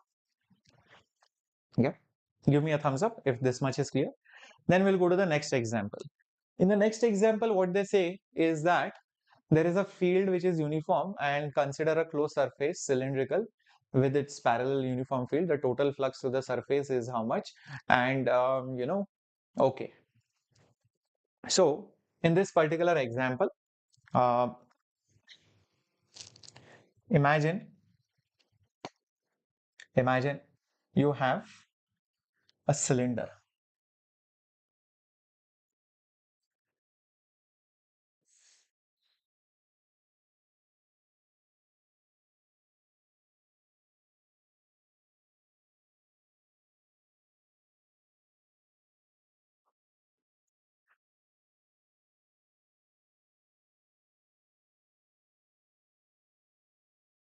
Imagine you have a cylinder and there is electric field everywhere around it which is uniform, and it is going like this.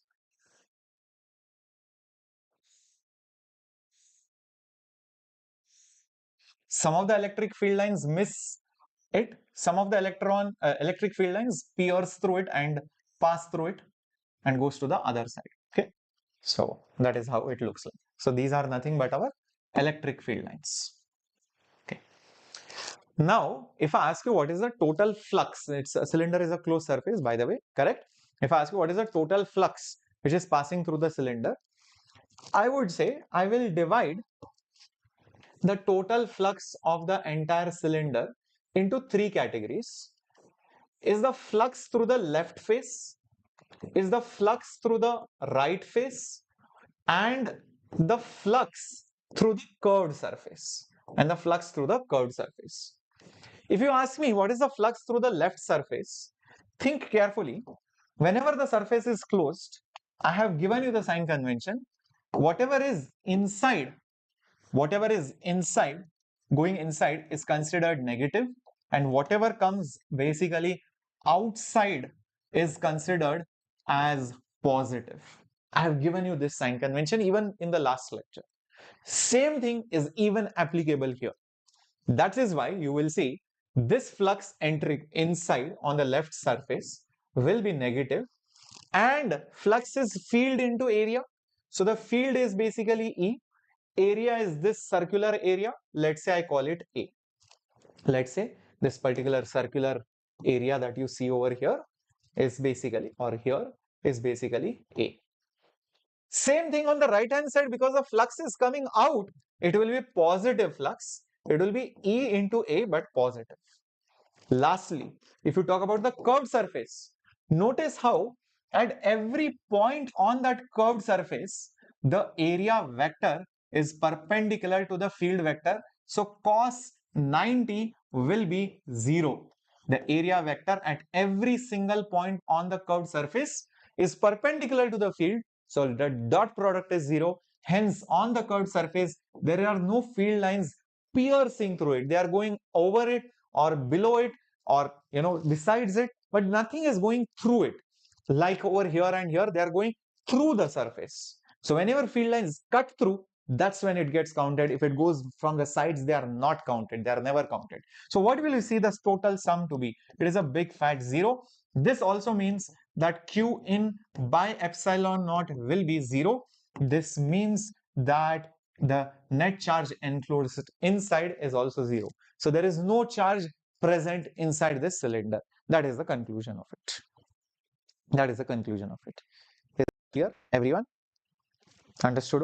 Perfect. That is what is explained in this particular paragraph. So that is what they have also mentioned over here. There's a total flux of 0 as expected by Gauss's law. Thus, whenever you find that the net electric flux through closed surface is 0, we conclude that the total charge contained inside the closed surface is 0. Now, this is very important. Total charge is 0 means either there is no charge inside, there is no charge, or there is a or there is equal amount of positive and equal amount of negative, and these two charges basically cancel out each other. Both are possible. Keep that in mind. Either there is no charge only, there is positive but also negative, equal amount, so the net charge enclosed is 0. So both are possible. That is why we conclude that the total charge, this is very, very important, total charge, net charge is 0. Right? As simple as that. Okay. Now, in this particular page, what have they mentioned? If you go through it, you might think, because when we applied Gauss law for cylinder or for this particular point charge, Gauss law is only valid for certain scenarios, but it is not true, guys. In fact, Gauss law is true for any closed surface.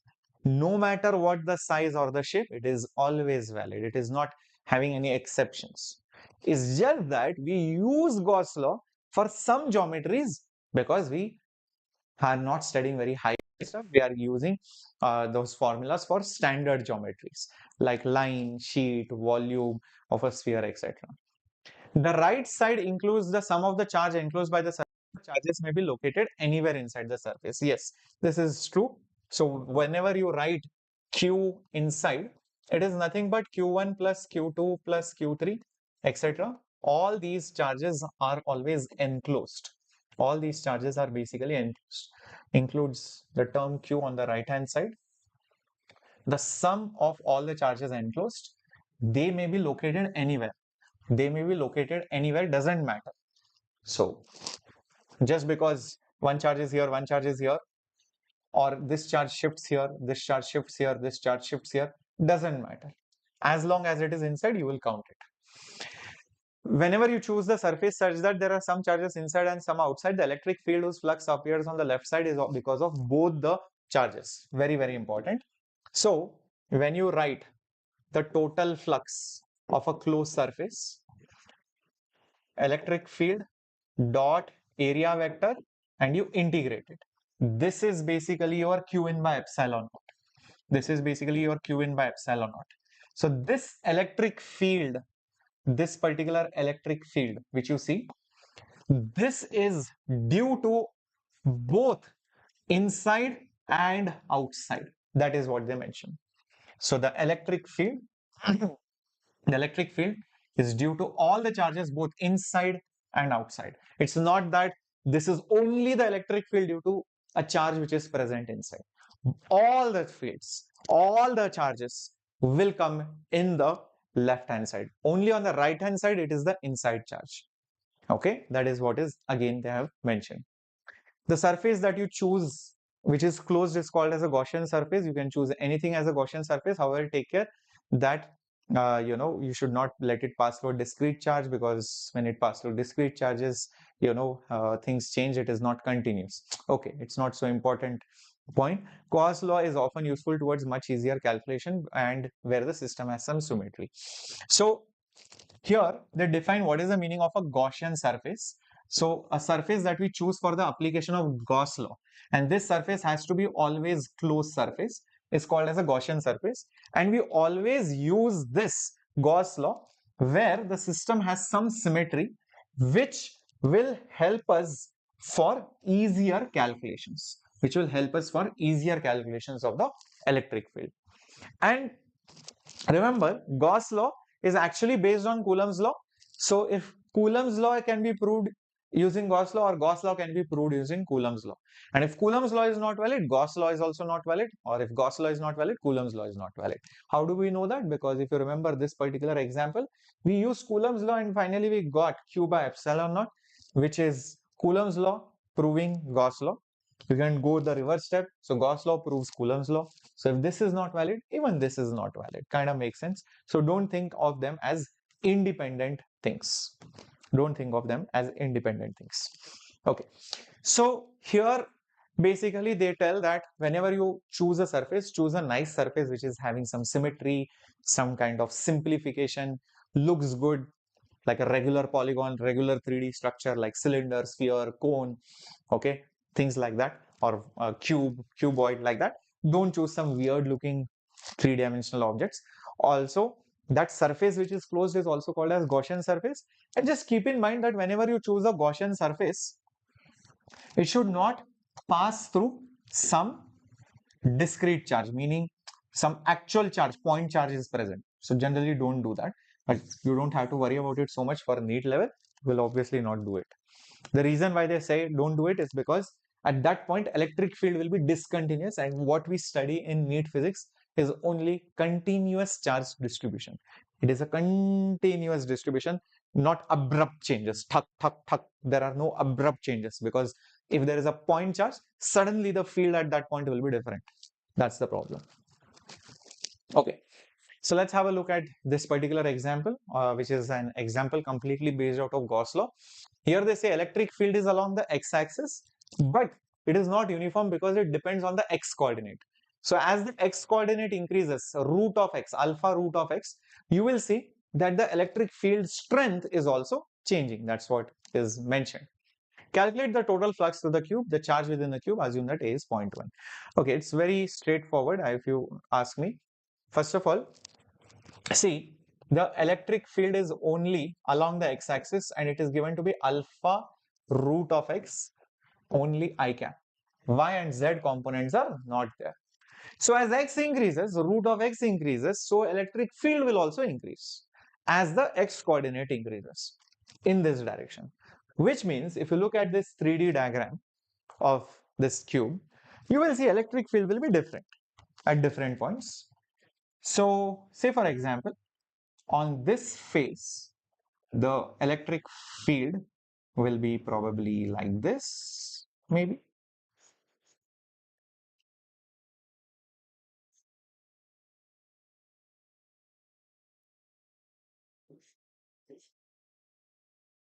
Like this. And at this face, the x coordinate, what is the x coordinate at that point? It's A. So the electric field on the left side will be alpha root of A. Alpha root of A. As you go to this particular face, you will notice that at this point, the x coordinate is A plus this A, which is 2A. So the electric field will also be stronger at this particular place, is what I would say. So there will be more field lines which will be passing through.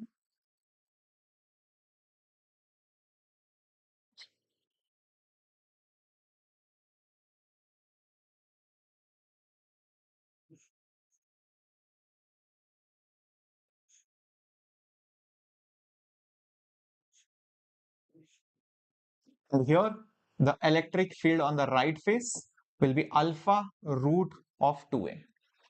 Is that right? So you can see the field strength has changed. I hope this diagram is making it obvious. Now, if you look at the front, top, behind, and the face below, the electric field, although present, it is not piercing, it is not cutting through that surface. It's passing below or behind or in front of it. So I would suggest that these surfaces will not even have any electric flux. These surfaces, okay, will not have any electric flux. So I will just say that the electric flux through the front, electric flux through the back, electric flux from the top, electric flux from the bottom will be a big fat zero, will be a big fat zero.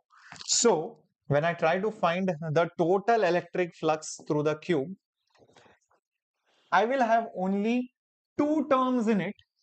One is the flux on the left hand side, flux on the left hand side, plus the flux on the right hand side, flux on the right hand side, and then all other things will be zero.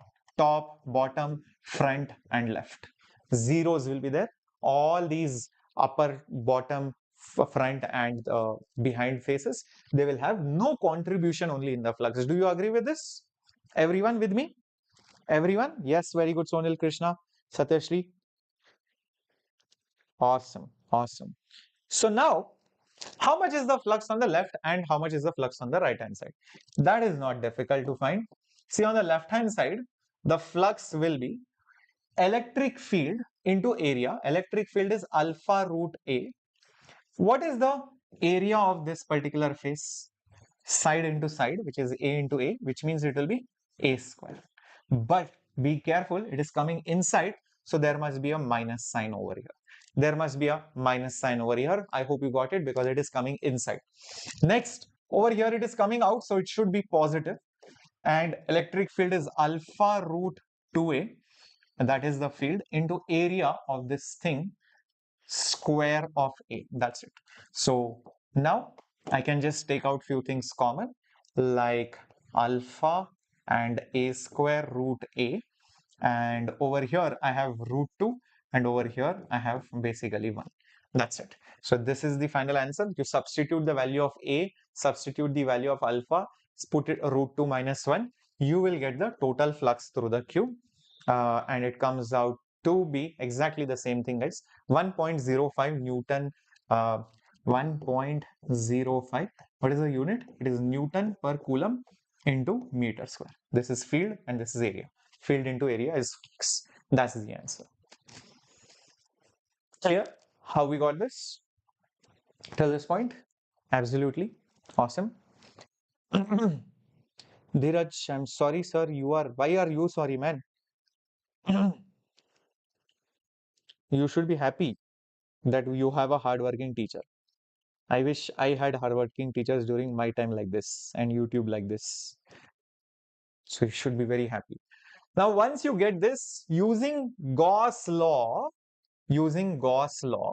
what can you write down? Think using Gauss law, using Gauss law, using the Gauss law. You can say this is nothing but Q in divided by epsilon naught.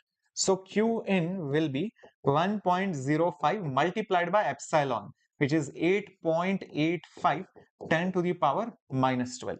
So you will see that the total charge enclosed after multiplying, you will get it as some 9.27 into 10 to the power minus 12. Yes, 9.27 into 10 to the power minus 12. 9.7 into 10 to the power minus 12 coulomb. That is what you are getting. Simple application of Gauss's law. That's it. Cool. That's what has been done. So that was your NCERT example. You can expect such questions even in your NEET examination. There is another example solved over here. Electric field is 200 I cap for x more than 0, minus 200 I cap for x less than 0. A cylinder is there with some faces. What is the flux through each flat surface? What is the flux through the side of the cylinder? What is the net outward flux? What is the net charge? Okay, very visualizing diagram is what I would say. So imagine a cylinder like this, okay, and I would then say imagine a plane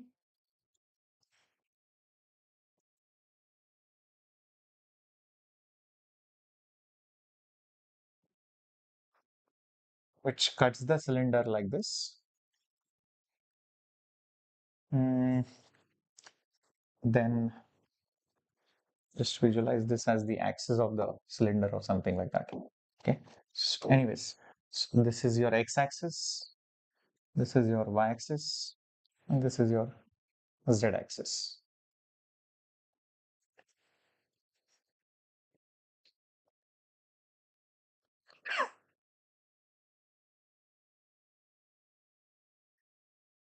See if you're able to visualize this. This is the diagram of this.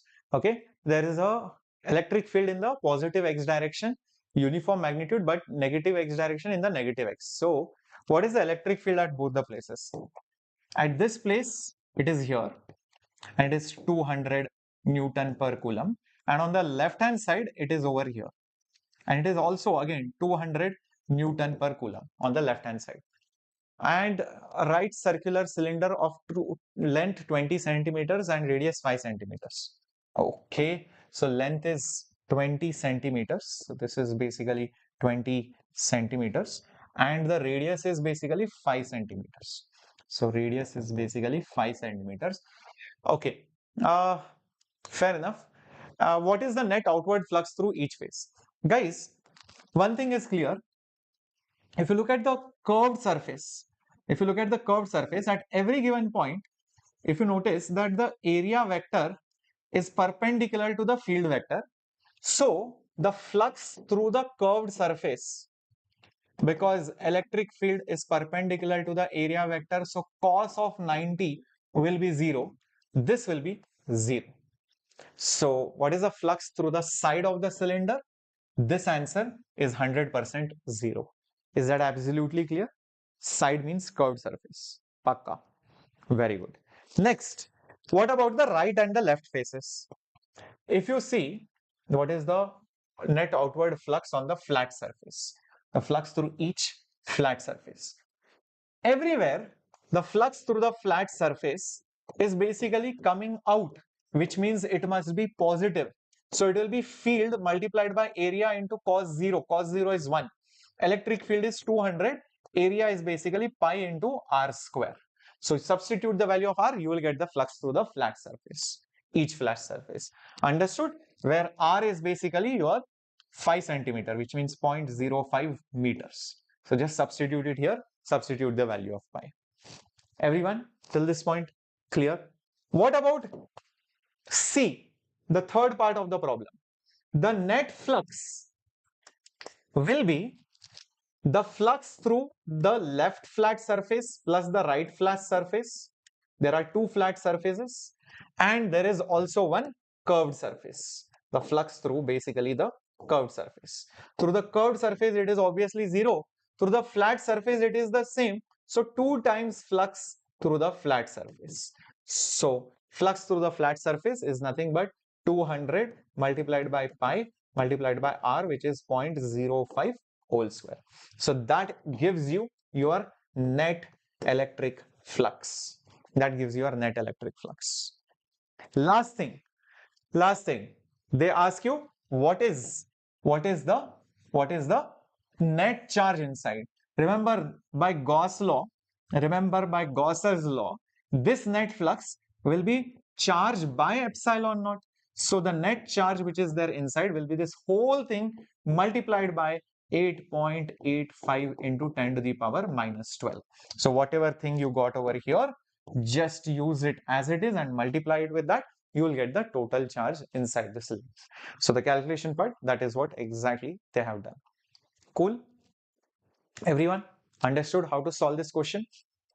Give me a quick fire emoji in the chat box. I want to see whether you guys are active or not. Clear cap to say Satyashri, Tanuja, very good. Krishna, Divya, very good guys. All regular students, very good. Sony, very good. Awesome, awesome. Now, the last 2-3 applications are there, some question type only, where you see how Gauss law is applied in different scenarios and try to figure out the electric field at different points. Okay, so they have given some examples, starting off with a line charge, then they take a sheet, okay, and then you can also take spheres, etc. So let's start with the line charge first. So what they do, I'll just show it to you with a fresh slide because that will be much better, I feel. Imagine you have a long wire which is charged and this goes on till infinity. This goes on till infinity. And you have been given lambda, basically charge per unit length. And you want to find the electric field due to it. So what happens is, you take, you go any place and at that particular place, you might see some electric field at that particular point. This distance is r. I want to find the electric field at that distance r. That's what I want to do. So in order to do that, what happens is, basically you imagine a cylinder. Basically, in order to do that, you imagine a cylinder.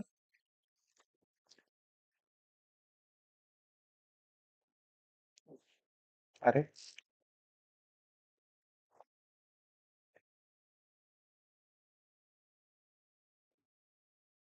Yeah. You imagine basically a cylinder of that same radius, of that basically same radius. This closed surface is our Gaussian surface. This is our Gaussian surface. Let's say the height of the cylinder is h, radius of the cylinder is r. Now you basically write down what is the total flux through that particular cylinder. And we know by Gauss's law, it should be nothing but the total charge which is there inside by epsilon naught. Now the total flux through the cylinder is made up of three parts. One is that flat surface on the top. Another one is the flat surface at the bottom.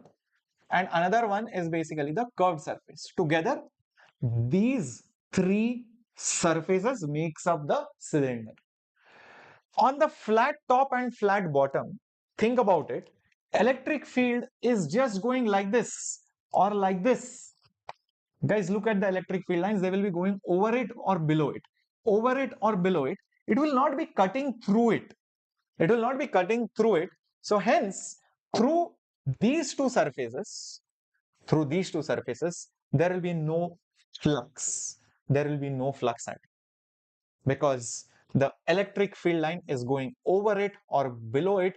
There is no passing or basically cutting through it. So the curved surface there is, in fact, if you notice, every small area vector over here, dA, that dA is allowing that electric field through that. So hence there is flux in that curved surface. So you add up all those electric fields with those area vectors everywhere, you will get the net flux through the cylinder. Remember, electric field and area vector are parallel to each other. So I can just write cos 0 over here. Cos 0 is 1.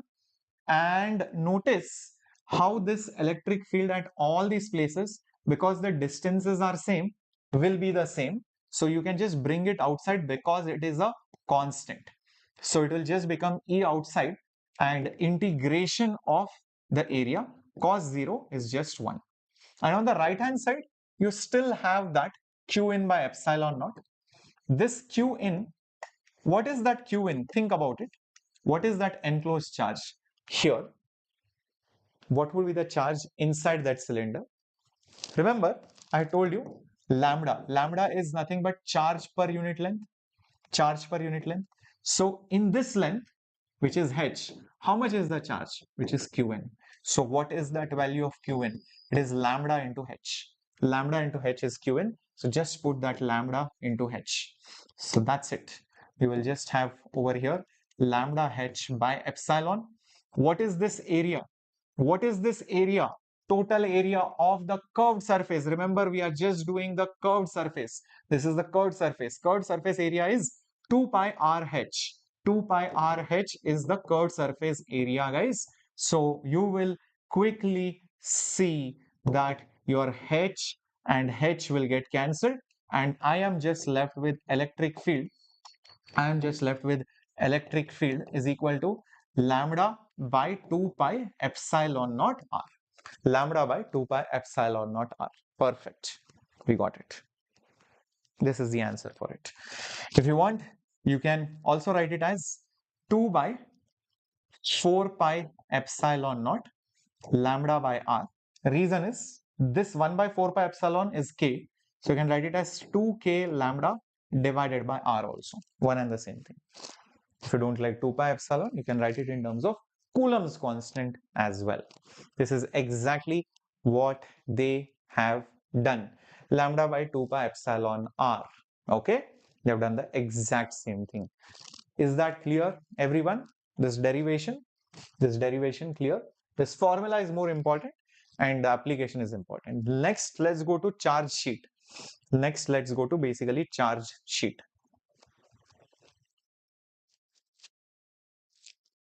For a charge sheet, what they do is basically, if this is a charge sheet, you basically again consider a cylinder or a cube or whatever which cuts through it like this. This is your Gaussian surface now.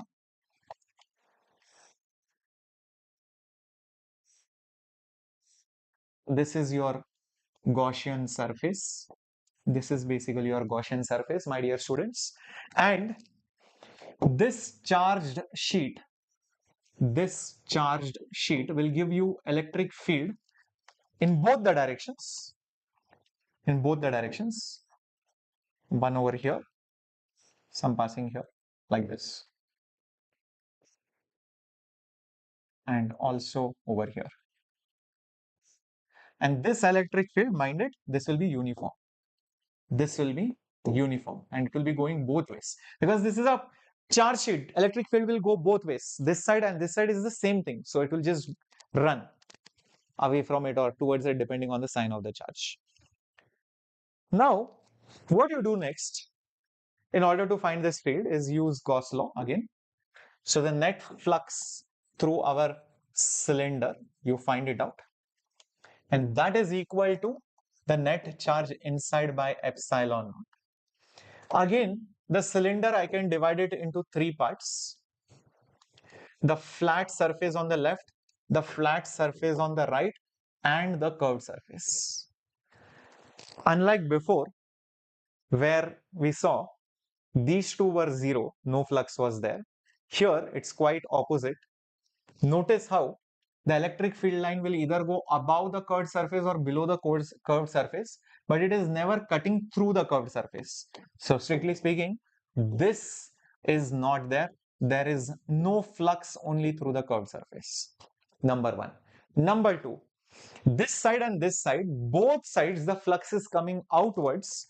So that is why this is also positive and this is also positive, because the flux is coming out of those flat surfaces. And if I assume that this particular area is A, the flux on the left side will be electric field into A. This right side will also be E into A. Both will be positive and I can add them up. Till this point, I hope it is absolutely clear. What about inside charge? Well, I know the definition of sigma. It is nothing but the charge per unit area. So whatever charge is inside upon whatever charge is there over here in this particular part will be Q in. So this is basically the Q in upon that particular area. What is that area? The same area as this face. So hence, what is Q in? It is nothing but sigma into A. So just put sigma into A over here. Naturally, you will notice one thing. A and A just gets cancelled over here. And I will be getting E plus E is basically 2 times of E is sigma by epsilon. So electric field is sigma by 2 epsilon. Electric field is sigma by 2 epsilon. Exactly what they have got over here. Is that clear? So this field is constant. It does not depend on the distance. If you notice this wire, it depended on the distance. How far are you from this? If you go far away, R increases, denominator increases, field decreases. It becomes weak. But for a sheet, that problem is not there. No matter how far you go, it's an infinitely large sheet. So the field strength remains the same. Is that right, everyone? Very good. Levinjos and others who are asking that question about is NCERT enough, not enough, blah, blah, blah. See, I'll just tell you one simple thing. Do one thing, go to videos. Just go to videos, okay? I'll tell you. Go over here. Is NCERT and PYQs enough for NEET Physics? Okay, just watch this video. Okay, you will understand every single thing. Okay, just watch this video. It's just uploaded 2 days back. It's a very small video. Clear? Okay. Then you have the example of a shell and they tell two simple things. So I will again show it to you on the next slide, hopefully. Yep.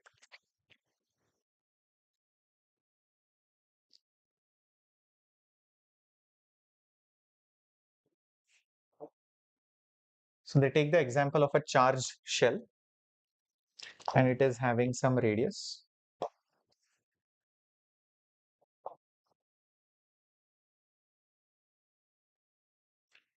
That charge is only on the shell. Remember that, basically on the outer surface.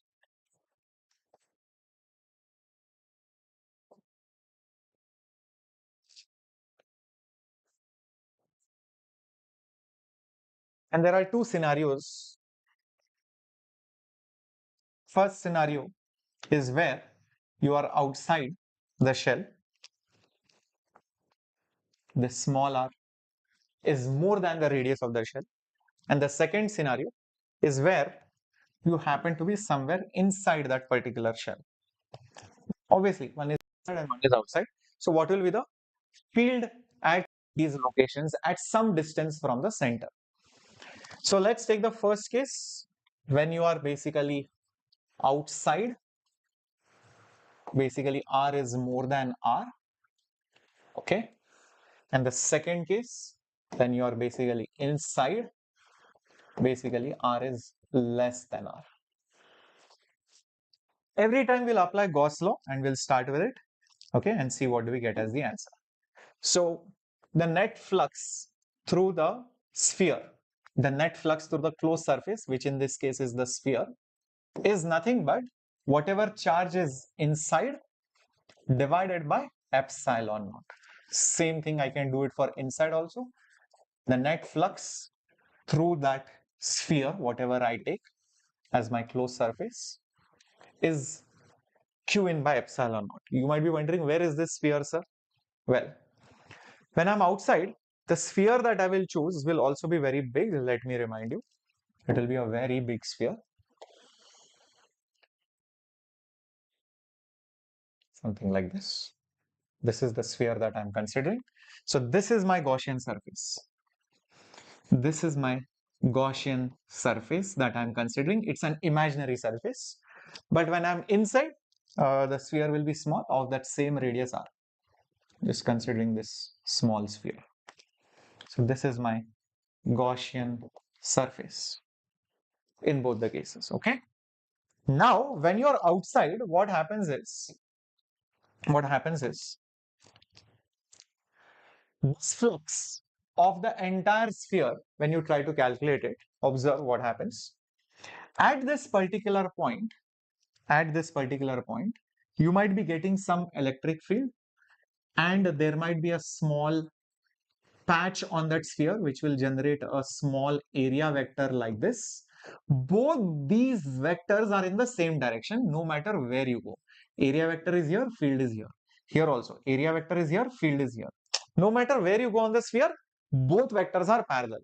So when you write this down, integration of electric field dot area vector for that entire sphere, you will see that electric field and area vector being parallel, the angle between them is 0, cos 0 is 1. Also, this E is a constant because whether you go here or here or here, the distance is the same. So E will be the same. I am just left with the integration of area. The integration of area for the entire sphere is nothing but 4 pi small r square, because we are talking about this sphere, not this one. Don't write capital R. I'm talking about area on that imaginary Gaussian surface. So that's why it is 4 pi small r square. If you do the same thing over here, what happens? Integration of electric field dot area vector. At all these points, maybe there is some electric field and there is some small area vector. Again, they are parallel to each other. So the dot product will be magnitude of the vectors into cosine of the angle between them, cos 0 being 1 and electric field being constant everywhere at the same distance. So it will be integration of basically dA over here. Okay, integration of dA over here, which is again 4 pi small r square, which is the area of that blue part, which is that Gaussian surface. I hope this much is clear. Now let's talk about the right hand side. What happens on the right hand side? For the right hand side, for this Gaussian surface inside this big sphere, how much total charge is there? Only the charge on this sphere, which means it is Q by epsilon naught. So the right hand side is basically Q by epsilon naught. If you talk about inside, here, how much charge is there? Nothing is there because all the charges are on the orange part, not anything inside over here. Hence, it will be just it will be just basically 0 by epsilon naught, which is basically a big fat 0. Nothing is present inside. So in this case, you will see the electric field is 1 by 4 pi into epsilon naught Q by r square. Whereas in this case, the electric field will be 0 because product of two numbers is 0 and this is non-zero, 100%, this should be 0.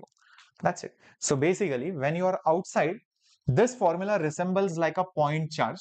So it behaves like a point charge, And when you are inside, there is no net field.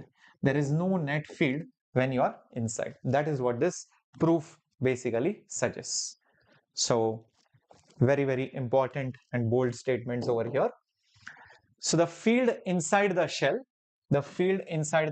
is basically 0. That is the field due to a uniformly charged shell inside is 0 at all points for that shell, okay, which comes from the Gauss's law. And when you talk about outside, it behaves like a point charge. So the point outside the shell, the field due to a uniform shell is as if the entire shell is concentrated at the center. You just saw that. It feels as if the entire shell is over here and you're trying to find the field due to that charge present at the center. It behaves like a point charge.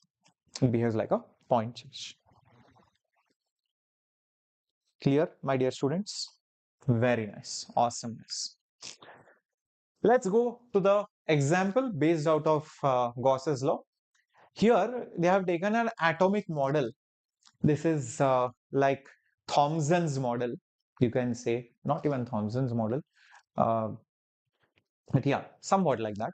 There is a model of atom which they have considered where there is a point charge at the center, which is the nucleus, and the electrons is like a cloud of negative charges evenly distributed throughout that sphere. The atom as a whole is neutral. For this model, what is the field at a distance r from the nucleus? At a distance r from the nucleus. So, for this particular diagram, I will explain this to you by drawing another one. Just imagine this is our nucleus. This has this is like a point charge. This has atomic number into electron charge. This is the nucleus. And then surrounding it, you have the cloud of electrons like this, which has exactly minus Ze charge. Minus Ze charge. Now tell me one thing. If I go really outside, imagine a point somewhere over here. Okay. Imagine a point somewhere over here. Okay. And I imagine a Gaussian surface of the same radius. Imagine this Gaussian surface of the same radius. When I write net flux through that particular sphere, which will be cyclic integral E dot dA, E and dA is parallel, so it will be E dA cos 0. Electric field is constant again, so it will be integration of dA, which is nothing but 4 pi r square into E. And on the right hand side, I will have basically enclosed charge by epsilon naught. What do you think the enclosed charge would be? The total charge inside this will be Ze, which is the positive charge, and an equal amount of negative charge, which is minus Ze. So that's it. It is just going to become 0 by epsilon naught, which is the 0. That means that the electric field completely outside is 0. So outside the atom, the net electric field is 0. The positives and the negative centers coincide and they do not generate any net electric field. Isn't it amazing? That is the fun fact over here. Till this point, absolutely clear? Everyone with me? Awesome. Awesome. But when you go inside, that's where the electric field will not be 0 at any point, let's say over here. At any point, let's say over here, because you will have to consider the charge only inside this particular sphere. Only inside this particular sphere. Keep that in mind. So this is now my new Gaussian surface. This is my new Gaussian surface. At all these points, obviously, there will be an electric field as well as the area vector. So when I apply the Gauss law, the flux through that closed surface, it will be integration of electric field dot area vector. Remember, area vector and electric field are parallel, so angle between them is 0. Cos 0 is 1, electric field is constant, so it will become electric field integration of area, cos 0 is 1. So integration of the area, that means you add all these areas, it will just become 4 pi small r square. It will just become 4 pi small r square. I hope this much part is clear. This is the left hand side. Let's do the right hand side, which is nothing but q in by epsilon naught. Now that is the catch. Inside charge, be careful guys. You need to be very, very careful over here for finding that inside charge. The inside charge means literally only the charge which is here.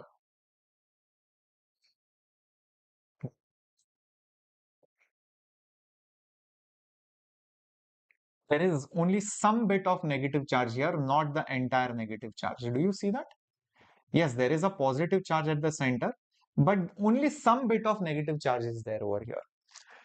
Don't take minus ZE. That's the catch. So when I write what is Q in, it will be the charge at the center 100%, that plus ZE will be there. Plus ZE will be there. But you will also have only this much bit of the negative charge. Now, how much negative charge is there in that region? To find that out, I will use the concept of charge per unit volume. Why? Because the charge of negative, the electron, is distributed on the entire sphere, the entire atom evenly. So, whatever charge I take, if I take per unit volume, it must be constant. So, I can just say charge per unit volume must be the same everywhere because there is uniform distribution of the negative charge. So if I take the complete sphere, the atom as a whole, I think the radius of the atom they had given it as A or something, I don't remember, but I guess let's just take it as A. That is the radius of the atom. So the total charge of ZE was divided in the entire volume, which is 4 by 3 pi AQ. If you take only this much part, the charge, I do not know how much negative charge is there, upon the volume of this sphere, which is 4 by 3 pi small r cube. 4 by 3 pi small r cube. 4 by 3 pi cancels. So that Q negative which is there, this is only the magnitude that we have considered, guys. So that Q negative which is there, it will be nothing but ZE, and A cube is over here. This R cube will shift on the top. So that is the magnitude of the negative charge only in this part. Did you understand what we did? This ZE is the total charge on the entire atom, negative electron cloud. So volume is also the volume of the big sphere. When you only consider the small sphere, the charge is unknown, divided by only the volume of this part, which is 4 by 3 pi small r cube. I hope this is absolutely clear. Mechanical properties of solids, Ilya for NEET. Pratibhan, I think it should be there, maybe some old class, just maybe last academic years, you might find it, but right now, I have not yet reached that chapter, okay, in the current flow. Okay, it will take some time. So here, I will just put negative, magnitude wise, it was this, so sign wise, it will be negative, ZE R cube divided by A cube. So if you want, you can just simplify this as ZE common 1 minus small r cube by A cube. So that is the value that I will be putting over here. So this will be ZE 1 minus r cube by small a cube, whole thing divided by epsilon naught. So it will be ZE divided by A cube 1 minus R cube by A cube. So moving this around, the electric field will be, take this below. Oh, I think I forgot that epsilon naught over here. Why did this come? Sorry. Yeah. So this will become 1 by 4 pi epsilon naught. ZE is also there. And then R square is also there. And 1 minus R cube by A cube. That is the answer. Is that clear, everyone? That is exactly what they would have done. Yep, that is exactly what they have done over here. Clear, everyone, with this one? Please do laws of motion NCERT line by line. Taswin, I think I might take some time. I'll be doing, see, right now I'm doing majorly 11th portion in RNA, and in 12th portion I'm doing NCERT line by line. Maybe after a few days I will come to 12th in RNA, and 11th we will do NCERT line by line. Okay, because we have to do so many things in parallel. Plus I'm managing JEE channel also. So guys, plus DNA batch is also there. Understand? I can't complete everything in a short time. We have time to complete the syllabus as much as possible. Definitely we'll try to do it. Okay, cool. So that was that particular example. I think it was the last example. Yes. And we are done with the first chapter of NCERT line by line of class 12th physics. I hope you guys enjoyed this session, and I want everybody attending this class, put it up in the comment section. Chapter 1 class 12 done. Chapter 1 class 12 physics done, NCERT done. Okay, so put it up so that I will take up the chapter 2. I want to see enough comments for me to motivate myself to take the next class. Okay, guys, I also need motivation. So put it up in the comments if you have reached till the end. Okay, thank you so much, guys. God bless you all. And if you have not yet joined the DNA batch or bought any books and you are looking to buy the books, the Vedantu store, today is the last day of the offer. Maximum discount. This offer is never going to come back again. You might have to wait for 6 months, 8 months, 1 year, God knows, but it is not going to come in a month or so. So make the best use of this offer right now. Tonight the offer ends.